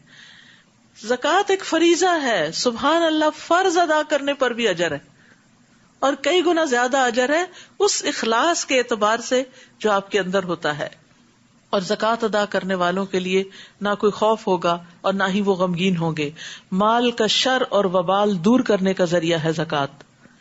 صدیقین اور شہداء کے ساتھ کا ذریعہ ہے. جنت کے قریب اور جہنم سے دور لے جانے والے اعمال میں سے ہے. ایک حدیث سے پتہ چلتا ہے کہ جو شخص اللہ کی عبادت اس طرح کرے کہ اس کے ساتھ کسی کو شریک نہ ٹھہرائے، پھر نماز قائم کرے، زکوٰۃ ادا کرے، بات سنے اور مانے، تو بے شک اللہ تعالیٰ اسے جنت کے جس دروازے سے چاہے گا داخل کر دے گا. اور جنت کے 8 دروازے ہیں. اللہ الذی خلقکم ثم رزقکم ثم یمیتکم ثم یحییکم هل من شرکائکم من یفعل من ذلکم من شیء سبحانہ وتعالی عما یشرکون. اللہ وہ ہے جس نے تمہیں پیدا کیا، روزی دی، پھر تمہیں موت دے گا، پھر تمہیں زندہ کرے گا. کیا تمہارے شریکوں میں بھی کوئی ایسا ہے جو ان میں سے کوئی بھی کام کر سکتا ہو؟ وہ پاک ہے اور جو کچھ وہ شریک ٹھہراتے ہیں ان سے بالا تر ہے. بر و بحر میں فساد پھیل گیا ہے جس کی وجہ لوگوں کے اپنے کمائے ہوئے اعمال ہیں، تاکہ وہ لوگوں کو ان کے اعمال کا کچھ مزہ چکھا دے، شاید وہ ایسے کاموں سے باز آ جائیں. تو انسان کے اعمال کی وجہ سے خشکی اور سمندر میں فساد ظاہر ہوتا ہے.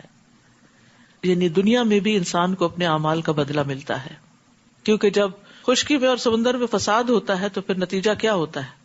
جیسے سمندر میں شکار کم ہو جاتا ہے، مچھلیاں کم ہو جاتی ہیں، سمندری جانور مرنے لگتے ہیں، کاروبار میں گھاٹے ہوتے ہیں، بزنس ڈاؤن ہوتا ہے. اور پھر اسی طرح یہ ہے کہ خشکی پر بھی جب امن و امان خراب ہوتا ہے تو لوگوں کو طرح طرح کے نقصانات ہوتے ہیں. اب اس وقت آپ دیکھیے کہ کتنی زیادہ یہ چیز اہمیت پکڑ گئی ہے کہ انسان نے اپنے ہی زیادتیوں اور اسراف کی وجہ سے فضا کے اندر، ماحولیات کے اندر بہت بڑی خرابی پیدا کر دی ہے، جس کا نتیجہ بھی خود اسی کو بھگتنا پڑ رہا ہے. پھر اسی طرح برے اعمال جو ہیں وہ اوور آل بھی فضا کو متاثر کرتے ہیں. حضرت عائشہ نے ایک بات حضرت صفیہ کے بارے میں کہی تھی تو آپ نے فرمایا تم نے ایسا کلمہ کہا کہ اگر سمندر میں ڈال کر گھلایا جائے تو سمندر کڑوا ہو جائے. یعنی اتنی شدید بات کہہ دی تم نے. انہوں نے کہا تمہارا قد چھوٹا ہے. اتنی سی بات. ہم کتنے تبصرے کرتے رہتے ہیں لوگوں کے ناک پہ، کان پہ، اس کے بولنے کے انداز پہ، اور یعنی حقیر سمجھتے ہوئے. تو ایسی باتوں سے بھی پرہیز کرنا چاہیے. تو ان چیزوں سے فساد پھیلتا ہے، لڑائیاں اور جھگڑے ہوتے ہیں. مثلا اگر آپ کسی کو اس کے رنگ یا شکل یا اس کے قد کا تانا دے دیتے ہیں تو پھر کیا ہوتا ہے؟ اس شخص کے دل میں آپ کی کیا قدر باقی رہے گی؟ اور پھر ایک دوسرے سے نفرت اور عداوت، اور اس کے نتیجے میں کام رک جائیں گے، اور پھر بعض اوقات نسلوں پہ اثر پڑتا ہے، انسان کی اوور آل پروڈکٹیوٹی پہ اثر پڑتا ہے، اور یہ اثرات پھیلتے پھیلتے خشکی سے لے کے سمندروں تک پھیل جاتے ہیں. یعنی فزیکلی بھی جب آپ ریسورسز کا غلط استعمال کرتے ہیں تو فساد ہوتا ہے، اور اسی طرح آپ کے اخلاق اور رویے اور بیہیویئر بھی تباہی لاتے ہیں. جیسے حدیث میں آتا ہے جب لوگ ماپ تول میں کمی کرتے ہیں تو انہیں قحط سالیاں، سخت تکلیفیں اور بادشاہوں کے ظلم دبوچ لیتے ہیں. جب کسی قوم میں بدکاری عام ہو جاتی ہے اور وہ اعلانیہ اس کا ارتکاب کرتے ہیں تو ان میں طاعون اور مختلف بیماریاں جو ان کے پہلوں میں نہیں تھی وہ پھیل جاتی ہیں. اسی طرح جو زکوٰۃ نہیں دیتے تو آسمان سے بارش کا نزول بند ہو جاتا ہے.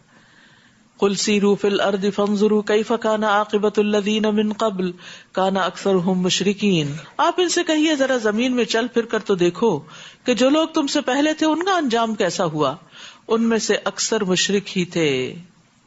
بس اے نبی اپنی توجہ درست اور متوازن دین کی طرف مرکوز کیجیے اس سے پہلے کہ وہ دن آ جائے جس کی اللہ تعالیٰ کی طرف سے ٹلنے کی کوئی صورت نہیں. اس دن لوگ جدا جدا ہو جائیں گے، الگ الگ ہو جائیں گے، کوئی کسی کو نہیں پوچھے گا. جس نے کفر کیا تو اس کا وبال اسی پر ہے، اور جس نے نیک عمل کیے تو وہ اپنی ہی فلاح کی راہ ہموار کر رہے ہیں، تاکہ جو لوگ ایمان لائے اور نیک عمل کرتے رہے انہیں اپنی مہربانی سے اس کا بدلہ دے.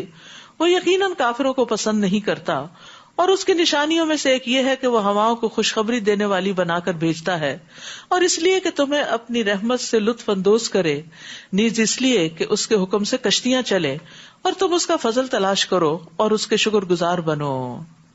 تو یاد رکھیے ہوا بھی اللہ کی نشانی میں سے ایک نشانی ہے، اور اللہ تعالیٰ ہی اس کو چھوڑتا ہے. اس لیے اگر ہوا تیز ہو اور کچھ اڑا کے لے جائے تو ہوا کو گالی نہ دے، ہوا کو برا بلا نہ کہیں. رسول اللہ صلی اللہ علیہ وسلم نے فرمایا ہوا اللہ کی رحمت میں سے ہے، تو جب اس کو دیکھو تو پھر اس کو برا نہ کہو، بلکہ اللہ سے خیر کا سوال کرو اور شر سے پناہ مانگو. ایک اور حدیث میں آتا ہے ہوا کو لان تان نہ کرو، کیونکہ یہ تو اللہ کے حکم کی پابند ہے. جس نے کسی ایسی چیز پر لعنت کی جو اس کی مستحق نہ ہو تو وہ لعنت پلٹ کر اسی پہ پڑتی ہے جو لعنت بھیج رہا ہو. تو یہ ایک حقیقت ہے کہ ہوا جہاں اللہ کی رحمت ہے وہاں قوموں پر عذاب بھی لائی ہے. بہرحال عام طور پر جو ہوا چلتی ہے اس کے بڑے فائدے ہیں. وَلَقَدْ أَرْسَلْنَا مِن قَبْلِكَ رُسُلًا إِلَىٰ قَوْمِهِمْ فَجَاءُوهُم بِالْبَيِّنَاتِ، اور آپ سے پہلے ہم نے کئی رسول ان کی قوموں کی طرف بھیجے جو روشن دلیلیں لے کر ان کے پاس آئے. پھر جو لوگ مجرم تھے ہم نے ان سے انتقام لے لیا، اور مومنوں کی مدد کرنا ہمارا حق تھا. اللہ وہ ہے جو ہوائیں بھیجتا ہے تو وہ بادل کو اٹھا لاتی ہیں، پھر اللہ جیسے چاہتا ہے اس بادل کو آسمان میں پھیلا دیتا ہے اور اسے ٹکڑیاں بنا دیتا ہے. پھر تو دیکھتا ہے کہ بارش کے قطرے اس میں سے نکل آتے ہیں. پھر جب اللہ اپنے بندوں میں سے جن پر چاہے بارش برسا دیتا ہے تو وہ خوش ہو جاتے ہیں. اور یہ سارا منظر ہم دیکھتے رہتے ہیں، ہوا چلتی ہے، بادل آتے ہیں، پھر بادل اکٹھے ہوتے ہیں، پھر بارش برستی ہے، پھر بندے خوش ہو جاتے ہیں کیونکہ فضا دھل جاتی ہے، ہر چیز نکھر جاتی ہے. تو اس کے فائدے ہی فائدے ہیں ایز لانگ ایز وہ اپنی لمٹ کے اندر ہو. حالانکہ وہ اس بارش کے برسنے سے پہلے مایوس ہو چکے تھے. فانظر الی آثار رحمت اللہ، اب اللہ کی رحمت کے نتائج پر غور کیجئے کہ وہ کیسے زمین کو مردہ ہونے کے بعد زندہ کر دیتا ہے. یقیناً وہی مردوں کو زندگی بخشنے والا اور وہی ہر چیز پر قادر ہے. اور اگر ہم ایسی ہوا بھیج دیں جس کے اثر سے وہ اپنی کھیتی کو زرد پڑتا دیکھیں تو اس کے بعد وہ ناشکری کرتے ہیں. یعنی جب ہوا تکلیف لاتی ہے تو پھر توبہ کرنے کی بجائے ناشکری کرنے لگ جاتے ہیں. فَإِنَّكَ لَا تُسْمِعُ الْمَوْتَىٰ وَلَا تُسْمِعُ الصُّمَّ الدُّعَاءَ إِذَا وَلَّوْا مُدْبِرِينَ. اے نبی آپ تو نہ مردوں کو سنا سکتے ہیں اور نہ بہروں کو اپنی پکار سنا سکتے ہیں جبکہ وہ پیٹ پھیرے بھاگے جا رہے ہوں، اور نہ ہی آپ اندھوں کو ان کی گمراہی سے نکال کر ہدایت دے سکتے ہیں. آپ تو صرف انہیں سنا سکتے ہیں جو ہماری آیات پر ایمان رکھتے ہیں اور وہ سر تسلیم خم کر دیتے ہیں.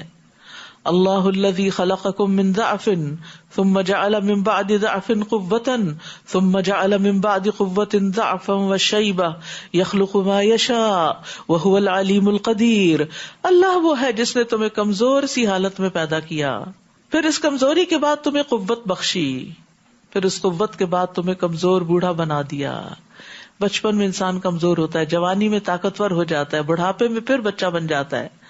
وہ جیسے چاہے پیدا کرتا ہے اور وہ سب کچھ جاننے والا اور قدرت والا ہے. یعنی سبحان اللہ، ایک وقت ہوتا ہے زندگی کا انسان جو کچھ کھاتا ہے وہ جسم کو لگتا چلا جاتا ہے اور انسان اسٹرانگ ہوتا چلا جاتا ہے. جیسے بچہ ہے، بچے جو بھی کھاتے ہیں پھر وہ بڑھنا شروع ہو جاتے ہیں، طاقتور ہو جاتے ہیں اور پورے جوبن پہ آ جاتے ہیں. پھر کچھ عرصہ جوانی سے متمتع ہوتے ہیں، وہی کچھ کھاتے رہتے ہیں لیکن اب جسم قبول کرنے سے انکار کر دیتا ہے اور وہی غذائیں کھاتے ہوئے بھی انسان کمزور پڑ جاتا ہے اور ایکسٹرا پھر وٹامنز اور ایکسٹرا پلز لینی پڑتی ہیں تاکہ انسان اپنے آپ کو چلا سکے. اور پھر ایک وقت آتا ہے کہ وہ پلز وغیرہ بھی کام کرنا چھوڑ دیتی ہیں، باڈی بھی کام کرنا چھوڑ دیتی ہے اور انسان بالکل بے بسی کی عالم میں پہنچ جاتا ہے کہ جس میں وہ نہ اپنے کھانے پہ قادر ہے اور نہ کھایا ہوا جسم سے باہر لانے پہ قادر ہوتا ہے. تو اللہ سبحانہ وتعالیٰ سب کو ایسی ارذل العمر سے بچائے. لیکن یہ ہمیں نشانی یاد رکھنی چاہیے کہ یہ اللہ کی نشانیوں میں سے ہے، اس کا بھی کوئی مقصد ہے تاکہ انسان اپنی حقیقت پر غور کرے، کسی تکبر میں مبتلا نہ ہو اور یہ یاد رکھے کہ اصل طاقت کسی اور کی ہے، اللہ رب العزت کی ہے کہ جس نے ایک ہی کھانے اور پانی کو انسان کی قوت کا ذریعہ بھی بنایا اور وہی سب کچھ ہوتے ہوئے انسان کمزور بھی پڑ گیا. اور جس دن قیامت قائم ہوگی تو مجرم لوگ قسمیں کھا کھا کر کہیں گے ہم تو ایک گھڑی سے زیادہ نہیں ٹھہرے تھے، دنیا میں بس ایک گھڑی ٹھہرے ہیں. اس طرح وہ دنیا میں بھی غلط اندازے لگایا کرتے تھے. دنیا میں آخرت کے بارے میں ان کو یقین نہیں تھا اور آخرت میں جا کے دنیا کے بارے میں ان کے اندازے غلط ثابت ہوئے. وقال الذین اوتوا العلم والایمان، اور جنہیں علم اور ایمان دیا گیا تھا وہ کہیں گے تم تو اللہ کی کتاب کے مطابق روز حشر تک پڑے رہے، سو یہی ہے حشر کا دن، لیکن تم تو اسے حق نہ جانتے تھے. فَيَوْمَئِذٍ لَا يَنْفَعُ الَّذِينَ ظَلَمُوا مَعْذِرَتُهُمْ وَلَا هُمْ يُسْتَعْتَبُونَ. بس اس دن ظالموں کو نہ ان کی معذرت کچھ فائدہ دے گی اور نہ ہی ان سے مطالبہ کیا جائے گا کہ وہ رب کو راضی کر لیں. ہم نے اس قرآن میں لوگوں کے لیے ہر طرح کی مثالیں بیان کر دی ہیں، اور اگر آپ ان کے پاس کوئی معجزہ لے بھی آئے تو کافر لوگ یہی کہیں گے کہ تم جھوٹے ہو. اسی طرح اللہ ان لوگوں کے دلوں پہ مہر لگا دیتا ہے جو حق بات کو نہیں سمجھتے. فاصبر ان وعد اللہ حق ولا یستخفنک الذین لا یوقنون. لہٰذا آپ صبر کیجئے، اللہ کا وعدہ سچا ہے، ایسا نہ ہو کہ جو لوگ یقین نہیں کرتے وہ آپ کو ہلکا بنا دیں. سورۃ لقمان. بسم اللہ الرحمن الرحیم. الف لام میم تلک آیات الکتاب الحکیم ہدی ورحمۃ للمحسنین الذین یقیمون الصلاة ویؤتون الزکاة وهم بالآخرۃ هم یوقنون. شروع کرتی ہوں اللہ کے نام سے جو بے انتہا مہربان نہایت رحم فرمانے والا ہے. الف لام میم، یہ حکمت والی کتاب کی آیات ہیں جو نیکوکار لوگوں کے لیے، محسنین کے لیے ہدایت اور رحمت ہیں. کون ہے یہ محسن؟ الذین یقیمون الصلاۃ، یہ وہ ہیں جو نماز قائم کرتے ہیں. ویؤتون الزکاۃ، جو زکوٰۃ ادا کرتے ہیں. وہم بالآخرۃ ہم یوقنون، اور آخرت پر وہ یقین رکھتے ہیں. تو محسن وہ ہے جو اللہ کے عائد کردہ فرائض کی پابندی کرے، جس کا ایمان بھی درست ہو اور عمل بھی درست ہو. اولئک علی ھدی من ربہم واولئک ھم المفلحون. یہی لوگ اپنے رب کی طرف سے سیدھی راہ پر ہیں اور یہی لوگ فلاح پانے والے ہیں. سورۃ البقرہ میں یہی صفات بتائی گئی متقین کی، اور یہاں بتائی جا رہی ہیں محسنین کی. ان سب چیزوں کے ہوتے ہوئے، ان ہدایات کے ہوتے ہوئے لوگوں کا طرز عمل کیا ہے؟ وَمِنَ النَّاسِ مَن يَشْتَرِي لَهْوَ الْحَدِيثِ لِيُضِلَّ عَن سَبِيلِ اللَّهِ بِغَيْرِ عِلْمٍ وَيَتَّخِذَهَا هُزُوًا أُولَٰئِكَ لَهُمْ عَذَابٌ مُّهِينٌ. لوگوں میں کوئی ایسا ہے جو اس لیے بےہودہ باتیں خریدتا ہے کہ بغیر علم کے اللہ کی راہ سے بہکا دے، یعنی قرآن کے مقابلے میں لغویات لے آتا ہے اور اس کا مذاق اڑائے. یعنی جو لوگ اور طرح کی کتابیں پڑھتے رہتے ہیں جو اللہ اور اس کے رسول اور دین اور ایمان سے بالکل کوئی تعلق نہیں رکھتی، تو پھر عموماً انسان کے اندر ایک ایسا رویہ ڈیولپ ہو جاتا ہے کہ انسان دین کا، قرآن کا، اس علم کا مذاق اڑانے لگتا ہے. ایسے ہی لوگوں کے لیے رسوا کن عذاب ہے. تو لغویات جو ہیں وہ انسان کو غافل کر دیتی ہیں، اور لہو الحدیث جو ہے وہ ایسی بات، ایسا علم یا ایسی چیز ہے جن کے ساتھ اپنا وقت انسان گزارتا ہے، وہ انسان کو اپنے اندر مشغول کر لیتی ہیں اور ان سے وہ لذت بھی حاصل کرتا ہے. یعنی اس کو ایک ایڈکشن ہو جاتی ہے، چاہے وہ کتابیں ہوں، کوئی سیریز ہوں، چاہے وہ گیت گانا ہو، یا وہ ایسی چیزیں جس کی طرف انسان کی حیوانی طبیعت مائل ہوتی ہو، یعنی جو اس کی خواہش نفس کو ہوا دینے والی ہوں، جو بے فائدہ ہوں، جن سے انسان نان سیریس ہو، جن سے انسان اللہ کے راستے سے بھٹکتا ہو یا بھٹکاتا ہو. تو قتادہ اس آیت کی تفسیر میں کہتے ہیں ممکن ہے اس نے مال کے ساتھ نہ خریدا ہو بلکہ اسے اچھا جانا ہو، تو یہ بھی اس کا خریدنا ہے. ابن کثیر کہتے ہیں کہ آدمی کی ضلالت و گمراہی کے لیے یہی کافی ہے کہ وہ سچی اور حق باتوں کی بجائے جھوٹی حکایتوں اور نقصان دہ کو فائدہ مند چیز پر ترجیح دے. تو اس سے یہ پتہ چلتا ہے کہ کوئی بھی چیز جو انسان کو غافل کرنے والی ہو، انسان کو اپنے اندر اتنی مشغول کر لے، انسان اس کو پا کر اتنا انجوائے کرے کہ وہ اپنے دین، ایمان، آخرت ہر چیز کو بھول جائے، تو وہ چیز اس کے لیے ناپسندیدہ ہے. اور بعض علماء نے لہو الحدیث کا معنی گانا کیا ہے، یعنی گانا بجانا. عبداللہ بن دینار کہتے ہیں کہ میں عبداللہ بن عمر کے ساتھ گیا، وہ ایک چھوٹی سی لڑکی کے پاس سے گزرے جو گا رہی تھی. اس پر ابن عمر نے کہا شیطان اگر کسی کو چھوڑتا تو اسی کو چھوڑ دیتا. پھر اسی طرح ابن مسعود سے اس آیت کے بارے میں پوچھا گیا تو انہوں نے کہا اللہ کی قسم، وہ ذات جس کے علاوہ کوئی الہ نہیں، اس لہو الحدیث سے مراد گانا ہے. آپ قسم اٹھا کر اس بات کو 3 دفعہ دہراتے تھے. ابراہیم نخعی کہتے ہیں کہ گیت دل میں نفاق کو اگاتا ہے، منافقت پیدا ہوتی ہے، اور پھر یہ قرآن سے بھی غافل کر دیتا ہے. وَإِذَا تُتْلَى عَلَيْهِ آيَاتُنَا وَلَّى مُسْتَكْبِرًا. اب وہ ایسا مزاج بن جاتا ہے کہ ایسے لوگوں کو جب قرآن کی آیات پڑھ کے سنائی جاتی ہیں تو وہ تکبر سے یوں منہ پھیر لیتا ہے جیسے اس نے کچھ سنا ہی نہ ہو، گویا اس کے کانوں میں بوجھ ہے. آپ اسے دردناک عذاب کی خوشخبری دے دیجئے. البتہ جو لوگ ایمان لائے اور نیک عمل کیے ان کے لیے نعمتوں والے باغ ہیں جن میں وہ ہمیشہ رہیں گے. یہ اللہ کا سچا وعدہ ہے اور وہ ہر چیز پر غالب ہے اور حکمت والا ہے. اس نے آسمانوں کو بغیر ستونوں کے پیدا کیا، جیسا کہ تم انہیں دیکھتے ہو کہ کوئی ستون نظر نہیں آتے لیکن چھت نظر آتی ہے. اور زمین میں پہاڑ رکھ دیے تاکہ وہ تمہیں لے کر ہچکولے نہ کھائے، اور اس میں ہر طرح کے جاندار پھیلا دیے. نیز ہم نے آسمان سے پانی برسایا جس سے ہم نے زمین میں ہر قسم کی عمدہ اجناس اگا دیں. یہ تو ہے اللہ کی مخلوق. اب مجھے دکھاؤ کہ اللہ کے سوا دوسرے معبودوں نے کیا کچھ پیدا کیا ہے، بلکہ یہ ظالم سری گمراہی میں پڑے ہوئے ہیں. وَلَقَدْ آتَيْنَا لُقْمَانَ الْحِكْمَةَ، اور ہم نے لقمان کو حکمت عطا کی تھی. حکمت، وَمَن يُؤْتَ الْحِكْمَةَ فَقَدْ أُوتِيَ خَيْرًا كَثِيرًا، اور جس کو حکمت مل گئی اس سے بہت بڑی نیکی مل گئی، بہت بڑی خیر مل گئی، نیکیاں کمانے کا موقع مل گیا.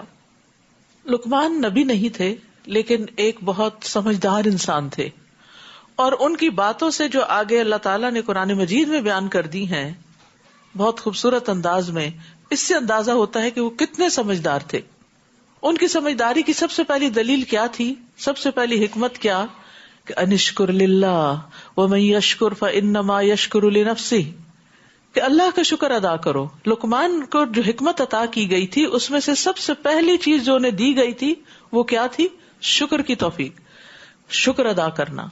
جو کوئی شکر ادا کرتا ہے وہ اپنے ہی فائدے کے لیے کرتا ہے، اور جو ناشکری کرے اللہ یقیناً اس کے شکر سے بے نیاز ہے اور خود اپنی ذات میں قابل تعریف ہے. وَإِذْ قَالَ لُقْمَانُ لِابْنِهِ، یہ آیات جو ہیں یہ پیرنٹنگ سے تعلق رکھتی ہیں اور بہت ہی زبردست ٹپس ہیں ان میں بچوں کی تربیت کے حوالے سے.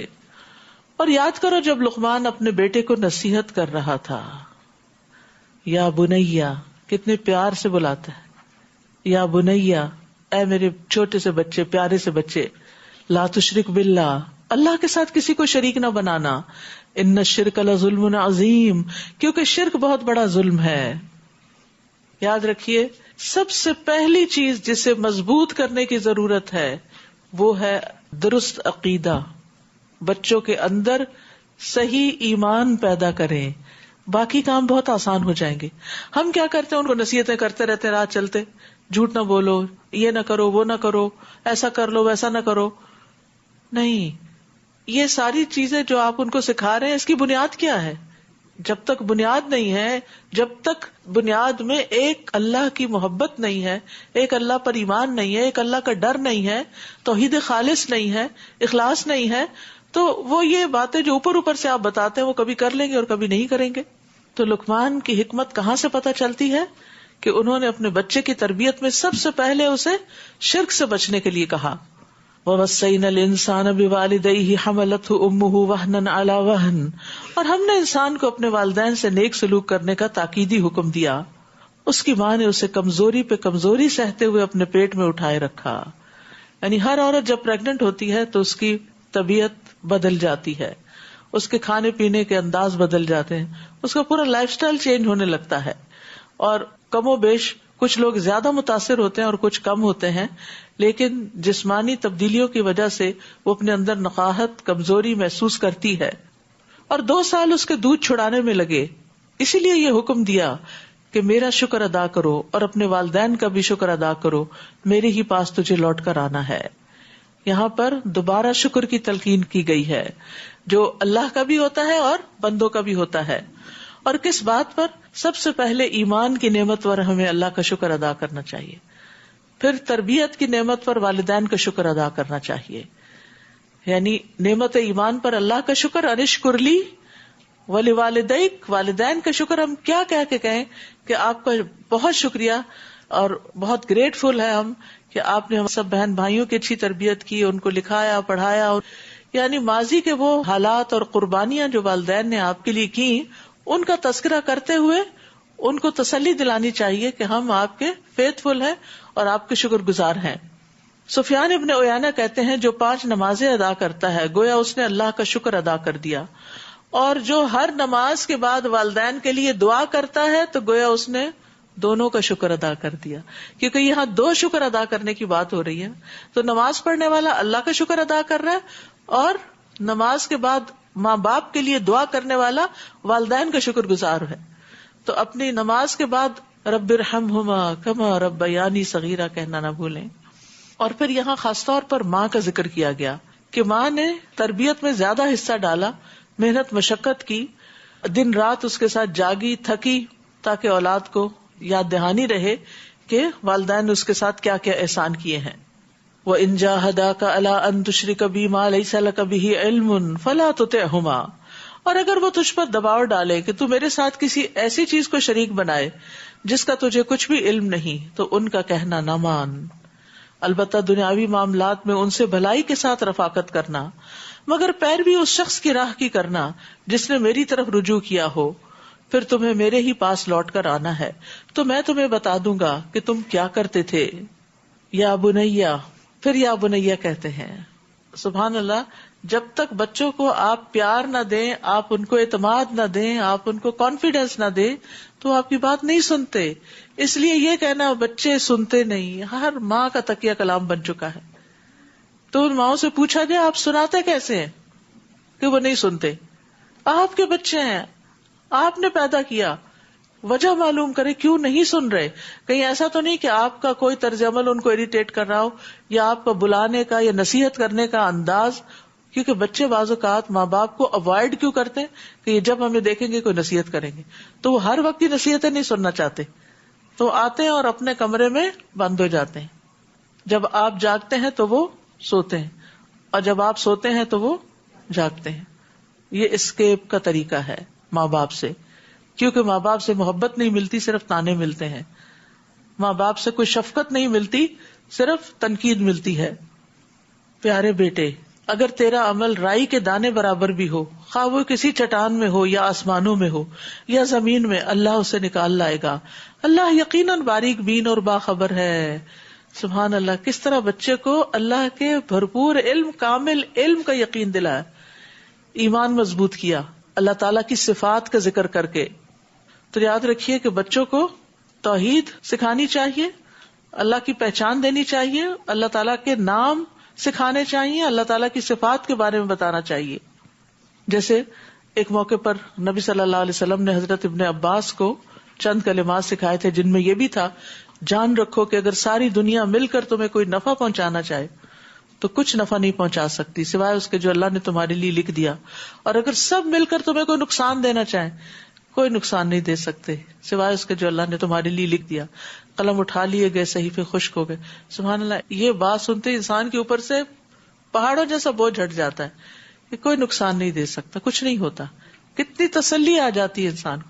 اور آج آپ دیکھیں کہ بچوں کو بھی سٹریس ہوتا ہے، حتیٰ کہ مجھے کسی نے بتایا کہ اب یہ بھی کہا جا رہا ہے کہ ماں کے پیٹ میں بھی بچوں کو سٹریس ہوتا ہے. شاید وہ ماں کے سٹریس کی وجہ سے وہ ان پہ ٹرانسفر ہو جاتا ہے. اور چھوٹے چھوٹے بچے بعض اوقات اتنے بلینک ہوتے ہیں، اسمائل نہیں کرتے، بات نہیں کرتے، کنیکٹ نہیں کرتے آپ سے، کیونکہ سٹریس میں ہوتے ہیں. تو اس سارے سٹریس کو دور کرنے کے طریقے بھی آپ کو پتا ہونے چاہیے، اور ان میں سے ایک یہ کہ خاص طور پر بچے جب اسکول میں بلی ہوں تو اس وقت ان کو جو ایمان ہے وہ اسٹرانگ کرے گا، اور جب وہ اسٹرانگ ہوں گے تو پھر وہ بلی نہیں ہو سکتے، پھر وہ اس کا مقابلہ بھی کر لیتے ہیں. وہ کیوں ڈرے ڈرے رہتے ہیں؟ کیونکہ انہیں اپنے دین پر خود یقین نہیں ہوتا، وہ شرمندہ ہوتے ہیں، لہٰذا وہ دوسروں سے چھپتے پھرتے ہیں، اور جو طاقتور ہوتے ہیں وہ کمزوروں کو اور آ کے دباتے ہیں. تو اس لیے یہاں بھی بہت زبردست تلقین کی گئی ہے کہ نفع نقصان صرف اللہ کے ہاتھ میں، کسی انسان سے مت ڈرو. اے پیارے بیٹے، یا بنیا، ہر دفعہ جب خطاب کر رہے ہیں یا بنیا ہی کہہ کے کر رہے ہیں. ہم نے کبھی کہا ہے میرے پیارے بچے؟ ہم کیوں نہیں کہتے؟ ہم کہتے پھر یہ بگڑ جائیں گے، پھر یہ اسپائل ہو جائیں گے اگر ہم نے بہت پیار کا مظاہرہ کیا. حالانکہ پیار سے بات کرنے سے دل قریب آتے ہیں، اور دل قریب آئے تو ان پہ نصیحت زیادہ اثر کرتی ہے. یا بنیا اقم الصلاۃ، اے پیارے بیٹے نماز قائم کرو.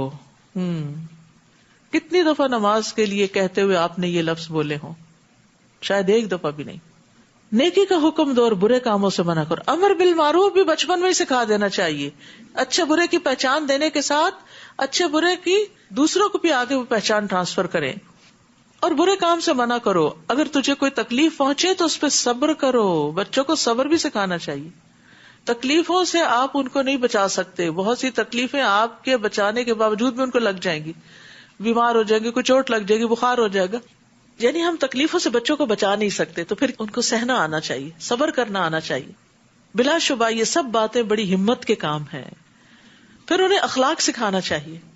وَلَا تُسَعِّرْ خَدَّكَ لِلنَّاسِ, اور از راہ تکبر لوگوں سے اپنا گال نہ پھلانا, منہ موڑ کے بات نہیں کرنا, نہ ہی زمین میں اکڑ کے چلنا, کیونکہ اللہ کسی خود پسند اور فخر کرنے والے کو پسند نہیں کرتا. رسول اللہ صلی اللہ علیہ وسلم نے بھی اس اخلاق کی تعلیم دی ہے. فرمایا تم لوگ ایک دوسرے سے حسد نہ کرو, نہ ہی ایک دوسرے کے خلاف ریٹ بڑھاؤ, نہ ہی ایک دوسرے سے بغض رکھو, نہ ہی ایک دوسرے سے روگردانی کرو, اور تم میں سے کوئی کسی کی بیع پر بیع نہ کرے, سودے پہ سودا نہ کرے. اور اللہ کے بندو بھائی بھائی بن جاؤ. یعنی اگر کوئی شخص چیز خرید رہا ہے تو آپ کہیں میں اتنے زیادہ دے دوں گا, مجھے دے دیں, یہ بھی غلط ہے. مسلمان کا بھائی ہے, وہ نہ اس پہ ظلم کرتا ہے, نہ اسے ذلیل کرتا ہے, نہ اس سے جھوٹ بولتا ہے, اور نہ ہی اسے حقیر سمجھتا ہے. آپ صلی اللہ علیہ وسلم نے اپنے سینہ مبارک کی طرف اشارہ کرتے ہوئے 3 بار فرمایا تقوی یہاں ہے, تقوی یہاں ہے. کسی آدمی کے برا ہونے کے لیے یہی کافی ہے کہ وہ اپنے مسلمان بھائی کو حقیر سمجھے. تو جو دوسروں کو حقیر سمجھتا ہے دراصل اللہ کی نگاہ میں وہ خود حقیر ہے. ایک مسلمان کا خون, اس کا مال, اس کی عزت و آبرو دوسرے مسلمان پر پوری طرح حرام ہے. پھر چال ڈھال سکھائی. یعنی تربیت صرف ایک چیز کی نہیں ہوتی کہ آپ انہیں بس دنیا کمانے کے لیے تیار کرتے رہے اور بس ایک ہی رٹ لگائیں پڑھو پڑھو پڑھو, بلکہ زندگی کے اندر اخلاق اور ایمان اور عقیدہ اور ان سب چیزوں کو سکھانا بھی ضروری ہے. وقصد فی مشیک, اپنی چال میں اعتدال رکھو. وغضض من صوتک, اپنی آواز پست رکھو. اب دیکھیں جہاں بچے 4 اکٹھے ہو جاتے ہیں نا, وہاں چیخم داڑ شور ہنگامہ. کبھی ہم نے توجہ کی کہ یہ بھی چیز بچوں کو سکھانے کی ہے کہ اپنی آوازیں بہت بلند نہیں کرنی. ہم یہ کہہ کے چھوڑ دیتے بچے ہیں نا, سمجھانا بھی نہیں چاہتے. اپنی آواز پست رکھو, بات کرتے ہوئے بس اتنی آواز میں بات کرو کہ دوسرا سمجھ جائے. اور یہ تربیت بھی بچپن سے ہوگی, ورنہ کیا ہوتا ہے شادی بھی ہو جاتی ہے اور شرافت سے بات کرنا نہیں آتی, بیوی پہ چیخ چلا رہے ہیں, بچوں پہ چیخ چلا رہے ہیں. تو یہ تربیت بچپن سے ہوتی ہے. بلا شبہ سب آوازوں سے بری آواز گدھے کی آواز ہے. یعنی گدھے کی آواز میں آواز کے ساتھ چنگاڑ بھی ہوتی ہے. تو بعض بچے روتے ہوئے چنگاڑتے بھی ہیں اور دھاڑتے بھی ہیں. تو ان چیزوں سے بھی منع کرنا چاہیے اور ان کو بتانا چاہیے کہ گدھا ایسے کرتا ہے, تم نے ایسے نہیں کرنا. نبی صلی اللہ علیہ وسلم کو بہترین اخلاق کیا تھا کہ وہ بازاروں میں شور نہیں مچاتے تھے, برائی کا بدلہ برائی سے نہیں دیتے تھے, بلکہ معاف کر دیتے, درگزر فرماتے تھے. الم تروا ان اللہ سخر لکم ما فی السماوات وما فی الارض, کیا تم دیکھتے نہیں کہ جو کچھ آسمانوں اور جو کچھ زمین میں ہے سب اللہ نے تمہارے لیے مسخر کیا ہے, اور اس نے اپنی تمام ظاہری اور باطنی نعمتیں تم پر پوری کر دی ہیں. اس کے باوجود لوگوں میں کوئی ایسا ہے جو اللہ کے بارے میں جھگڑتا ہے, جبکہ اس کے پاس نہ علم ہے, نہ ہدایت, اور نہ کوئی روشنی دکھانے والی کتاب. ظاہری نعمتیں کیا ہیں؟ جیسے تندرستی ہے, مال و دولت ہے, گھر بار ہے, اولاد ہے. اور باطنی نعمت وہ جن پہ اللہ نے پردہ ڈالا ہوا ہے, ہمیں نظر ہی نہیں آتی. اور اسی طرح دل کے اندر کا چین اور سکون جو لوگوں کو نظر نہیں آتا. اور جب انہیں کہا جاتا ہے کہ جو کچھ اللہ نے نازل کیا ہے اس کی پیروی کرو, یعنی قرآن و سنت کی پیروی کرو, تو کہتے ہیں نہیں, بلکہ ہم تو اسی چیز کی پیروی کریں گے جس پر ہم نے اپنے آباء و اجداد کو پایا ہے. وہی پرانا قصہ, کیا یہ انہی کی پیروی کریں گے خواہ شیطان انہیں دوزخ کے عذاب کی طرف بلاتا رہا ہو. اور جو شخص اپنا چہرہ اللہ کے آگے جھکا دے اور وہ نیکوکار ہو تو اس نے یقیناً ایک مضبوط حلقے کو تھام لیا, مضبوط کنڈا اس کے ہاتھ میں آ گیا, اور سب کاموں کا انجام تو اللہ ہی کی طرف ہے. اور جس نے کفر کیا تو اس کا کفر آپ کو غمزدہ نہ کرے, انہیں ہماری طرف ہی آنا ہے, پھر ہم انہیں بتا دیں گے جو کچھ وہ کرتے رہے. اللہ تعالیٰ یقیناً دلوں کے راز تک جانتا ہے. نمتعہم قلیلا ثم نضطرہم الی عذاب غلیظ، ہم انہیں تھوڑی مدت تک مزہ کرنے کا موقع دے رہے ہیں، پھر انہیں بے بس کر کے سخت عذاب کی طرف کھینچ لائیں گے۔ اور اگر آپ ان سے پوچھیں کہ آسمانوں اور زمین کو کس نے پیدا کیا تو فوراً کہیں گے کہ اللہ نے۔ آپ کہیے کہ سب تعریف اللہ ہی کے لیے ہے، لیکن اکثر لوگ جانتے نہیں۔ بہت سے لوگ اللہ کی تعریف کرتے ہی نہیں۔ اگر انہیں یہ پتا ہوتا کہ تعریف اللہ کے لیے تو پھر وہ تعریف کرنے میں دیر نہ لگاتے۔ جو کچھ آسمانوں اور زمین میں ہے وہ اللہ ہی کا ہے، بے شک اللہ ہی بے نیاز اور قابل تعریف ہے۔ اور زمین میں جتنے درخت ہیں اگر وہ سب قلمیں بن جائیں اور سمندر روشنائی بن جائے، پھر اس کے بعد 7 مزید سمندر بھی روشنائی مہیا کرے، تو بھی اللہ کی باتیں ختم نہ ہوں گی۔ بلا شبہ اللہ غالب حکمت والا ہے۔ ما خلقکم ولا بعثکم الا کنفس واحدہ، تم سب کو پیدا کرنا اور دوبارہ زندہ کر کے اٹھا دینا اللہ کے لیے ایسا ہی ہے جیسے صرف ایک نفس کو پیدا کرنا۔ ان اللہ سمیع بصیر، بے شک اللہ سب کچھ سننے والا دیکھنے والا ہے۔ کیا تم دیکھتے نہیں کہ اللہ رات کو دن میں اور دن کو رات میں داخل کرتا ہے، اور اس نے سورج اور چاند کو مسخر کیا ہے، ہر ایک مقررہ وقت تک چلتا رہے گا، اور جو کچھ تم کرتے ہو اللہ اس سے باخبر ہے۔ یہ اس لیے کہ اللہ ہی حق ہے، اور اس کے علاوہ جنہیں وہ پکارتے ہیں وہ سب باطل ہیں، اور اللہ ہی بلند شان اور کبریائی والا ہے۔ کیا تم دیکھتے نہیں کہ اللہ اپنی مہربانی سے سمندر میں کشتی چلاتا ہے تاکہ تمہیں اپنی نشانیاں دکھائے؟ اس میں ہر صابر و شاکر کے لیے بہت سی نشانیاں ہیں۔ یاد رکھیے سمندر کے سفر میں جس طرح ستارے نظر آتے ہیں وہ خشکی پر نظر نہیں آتے، کیونکہ عموماً خشکی پر کیا ہوتا ہے، جہاں آپ رہتے ہیں بہت سی روشنیاں ہوتی ہیں، وہ باندھ پڑ جاتے ہیں اور وہ روشنیاں پھر نظر نہیں آتی۔ اسی طرح سورج کا نکلنا، غروب ہونا، اور پھر طرح طرح کی جگہوں کے مشاہدے کرنا، تو یہ اللہ سبحانہ وتعالیٰ کی نشانیوں میں سے ہے۔ لیکن یہ کس کے لیے نشانیاں ہیں؟ ہر صابر و شاکر کے لیے، کیونکہ ان چیزوں کے لیے محنت بھی کرنی پڑتی ہے، یعنی آنکھیں بند کر کے اور سو کے بھی انسان سفر گزار سکتا ہے، لیکن غور و فکر کرتے ہوئے بھی۔ اور جب ان پر سائبانوں جیسی کوئی موت چھا جاتی ہے، یعنی سمندر کے سفر میں، تو اللہ کی مکمل حاکمیت کو تسلیم کرتے ہوئے خالصتاً اسے پکارتے ہیں۔ پھر جب وہ انہیں بچا کر خشکی تک لے آتا ہے تو پھر کچھ ہی لوگ حد اعتدال پر رہتے ہیں، اور ہماری نشانیوں کا انکار صرف وہی کرتے ہیں جو عہد توڑنے والے اور سخت ناشکرے ہیں۔ اے لوگو اپنے رب سے ڈرتے رہو، اور اس دن سے ڈر جاؤ جب نہ تو کوئی باپ اپنے بیٹے کے کچھ کام آئے گا اور نہ بیٹا باپ کے۔ اللہ کا وعدہ سچا ہے، لہٰذا یہ دنیا کی زندگی تمہیں دھوکے میں نہ ڈالے، اور نہ کوئی دھوکے باز تمہیں اللہ کے بارے میں دھوکے میں ڈالے۔ یہ دھوکے باز کون ہے؟ شیطان۔ کہ تمہارے دل میں اللہ کے بارے میں کوئی ایسے خیالات نہ ڈالے یا وسوسے نہ ڈالے کہ تم اللہ سے دور ہو جاؤ یا اس کی اطاعت سے دور ہو جاؤ۔ قیامت کا علم اللہ ہی کے پاس ہے، وہی بارش برساتا ہے، وہی جانتا ہے کہ ماؤں کے پیٹوں میں کیا کچھ ہے۔ نہ ہی کوئی یہ جانتا ہے کہ کل کیا کام کرے گا، اور نہ ہی یہ جانتا ہے کہ کس زمین میں وہ مرے گا۔ اللہ ہی ہے جو سب کچھ جاننے والا اور وہ بڑا باخبر ہے۔ سورۃ السجدہ۔ بسم اللہ الرحمن الرحیم۔ الف لام میم۔ تنزیل الکتاب لا ریب فیہ من رب العالمین۔ ام یقولون افتراہ بل هو الحق من ربك لتنذر قوما ما أتاهم من نذير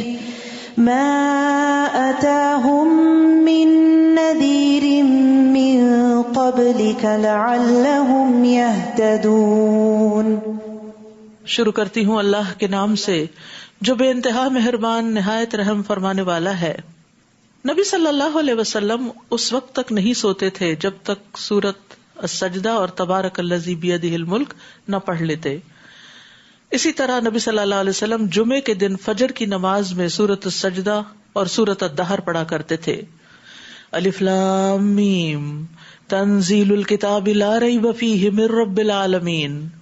الف لام میم، اس بات میں کوئی شک نہیں کہ یہ کتاب یعنی قرآن رب العالمین کی طرف سے نازل شدہ ہے۔ کیا وہ یہ کہتے ہیں کہ اس نبی نے اس قرآن کو خود ہی گھڑ لیا ہے؟ بات کیوں نہیں، بلکہ یہ آپ کے رب کی طرف سے حق ہے، تاکہ آپ اس قوم کو ڈرائیں جن کے پاس آپ سے پہلے کوئی ڈرانے والا نہیں آیا، شاید وہ ہدایت پا جائیں۔ اللہ ہی ہے جس نے آسمانوں، زمین اور جو کچھ ان کے درمیان ہے سب کچھ 6 دنوں میں پیدا کیا، پھر عرش پر قائم ہوا۔ اس کے سوا تمہارا نہ کوئی سرپرست ہے اور نہ سفارشی، کیا تم کوئی سبق حاصل نہیں کرتے؟ وہی آسمان سے زمین تک کے انتظام کی تدبیر کرتا ہے، پھر ایک روز جس کی مقدار تمہارے حساب سے 1000 سال ہے، وہی انتظام اس کی طرف اٹھ جائے گا۔ یہ اللہ ہے جو ہر پوشیدہ اور ظاہر بات کا جاننے والا ہے، وہ سب پر غالب اور رحم کرنے والا ہے۔ قرآن و سنت سے ہمیں دنوں کی جو لینتھ ہے اس کے ڈفرنٹ ٹائمنگز پتہ چلتے ہیں۔ قیامت کا دن 50,000 سال کے برابر ہے، اور فرشتے جس طرح آسمان و زمین کے بیچ میں آتے جاتے ہیں، اگر انسان کو آنا جانا پڑے تو اس کو 1000 سال لگ جائیں۔ جس نے جو چیز بھی بنائی، یعنی اللہ عالم الغیب والشہادہ عزیز الرحیم، جس نے جو چیز بھی بنائی خوب بنائی، اور انسان کی تخلیق کی ابتدا گارے سے کی، پھر اس کی نسل کو حقیر پانی کے خلاصے سے چلایا، پھر اسے رحم مادر میں درست کیا، اور اس میں اپنی پیدا کی ہوئی روح پھونکی، اور تمہارے کان، آنکھیں اور دل بنائے، تم کم ہی شکر ادا کرتے ہو، یعنی تم اپنی جسمانی قوتوں سے بھرپور فائدہ نہیں اٹھاتے۔ تو ہمیں اللہ سے اپنے بدن کی عافیت بھی مانگنی چاہیے۔ اللہم عافنی فی بدنی، اللہم عافنی فی سمعی، اللہم عافنی فی بصری، لا الہ الا انت۔ اے اللہ مجھے میرے بدن میں عافیت عطا کر، مجھے میری سماعت میں عافیت عطا فرما، اے اللہ مجھے میری بصارت میں عافیت عطا فرما، تیرے علاوہ کوئی اور معبود نہیں۔ اسی طرح بدنی نعمتوں سے فائدہ اٹھانے کی دعا کرنی چاہیے کہ اللہ ہم اپنے جسم سے بھرپور فائدہ اٹھاتے رہے، دنیا کے کام کاج بھی کرے اور اپنی آخرت کے لیے بھی نیک عمل زیادہ سے زیادہ کرے، کیونکہ جب انسان کی ہیلتھ اچھی نہیں ہوتی تو پھر انسان کچھ کرنے کے قابل نہیں ہوتا، حتیٰ کہ نماز روزے سے بھی عاجز آ جاتا ہے، کسی کی خدمت کرنا تو دور کی بات ہوئی۔ تو ابو ہریرہ سے روایت ہے کہ رسول اللہ صلی اللہ علیہ وسلم یہ دعا کرتے تھے، اللہم متعنی بسمعی وبصری واجعلہم الوارث منی وانصرنی علی من یظلمنی وخذ منہ بثأری۔ اے اللہ مجھے میری سماعت اور میری بصارت سے فائدہ پہنچا، انہیں میرا وارث کر دے، یعنی میں مر بھی جاؤں تو ان کے ذریعے جو میں نے کام کیا وہ بعد میں بھی صدقہ جاریہ بنے، اور اسی طرح یہ کہ میری زندگی تک انہیں باقی رکھ، اور مجھ پر جو ظلم کرے اس کے خلاف میری مدد فرما اور اس سے میرا بدلہ لے لے، یعنی میں اپنے معاملات تیرے سپرد کرتا ہوں۔ وقالوا اذا ضللنا في الارض انا لفی خلق جدید، یہ لوگ کہتے ہیں جب ہم مٹی میں مل جائیں گے تو کیا از سر نو پیدا کیے جائیں گے؟ حقیقت یہ ہے کہ یہ لوگ اپنے رب کی ملاقات ہی کے منکر ہے۔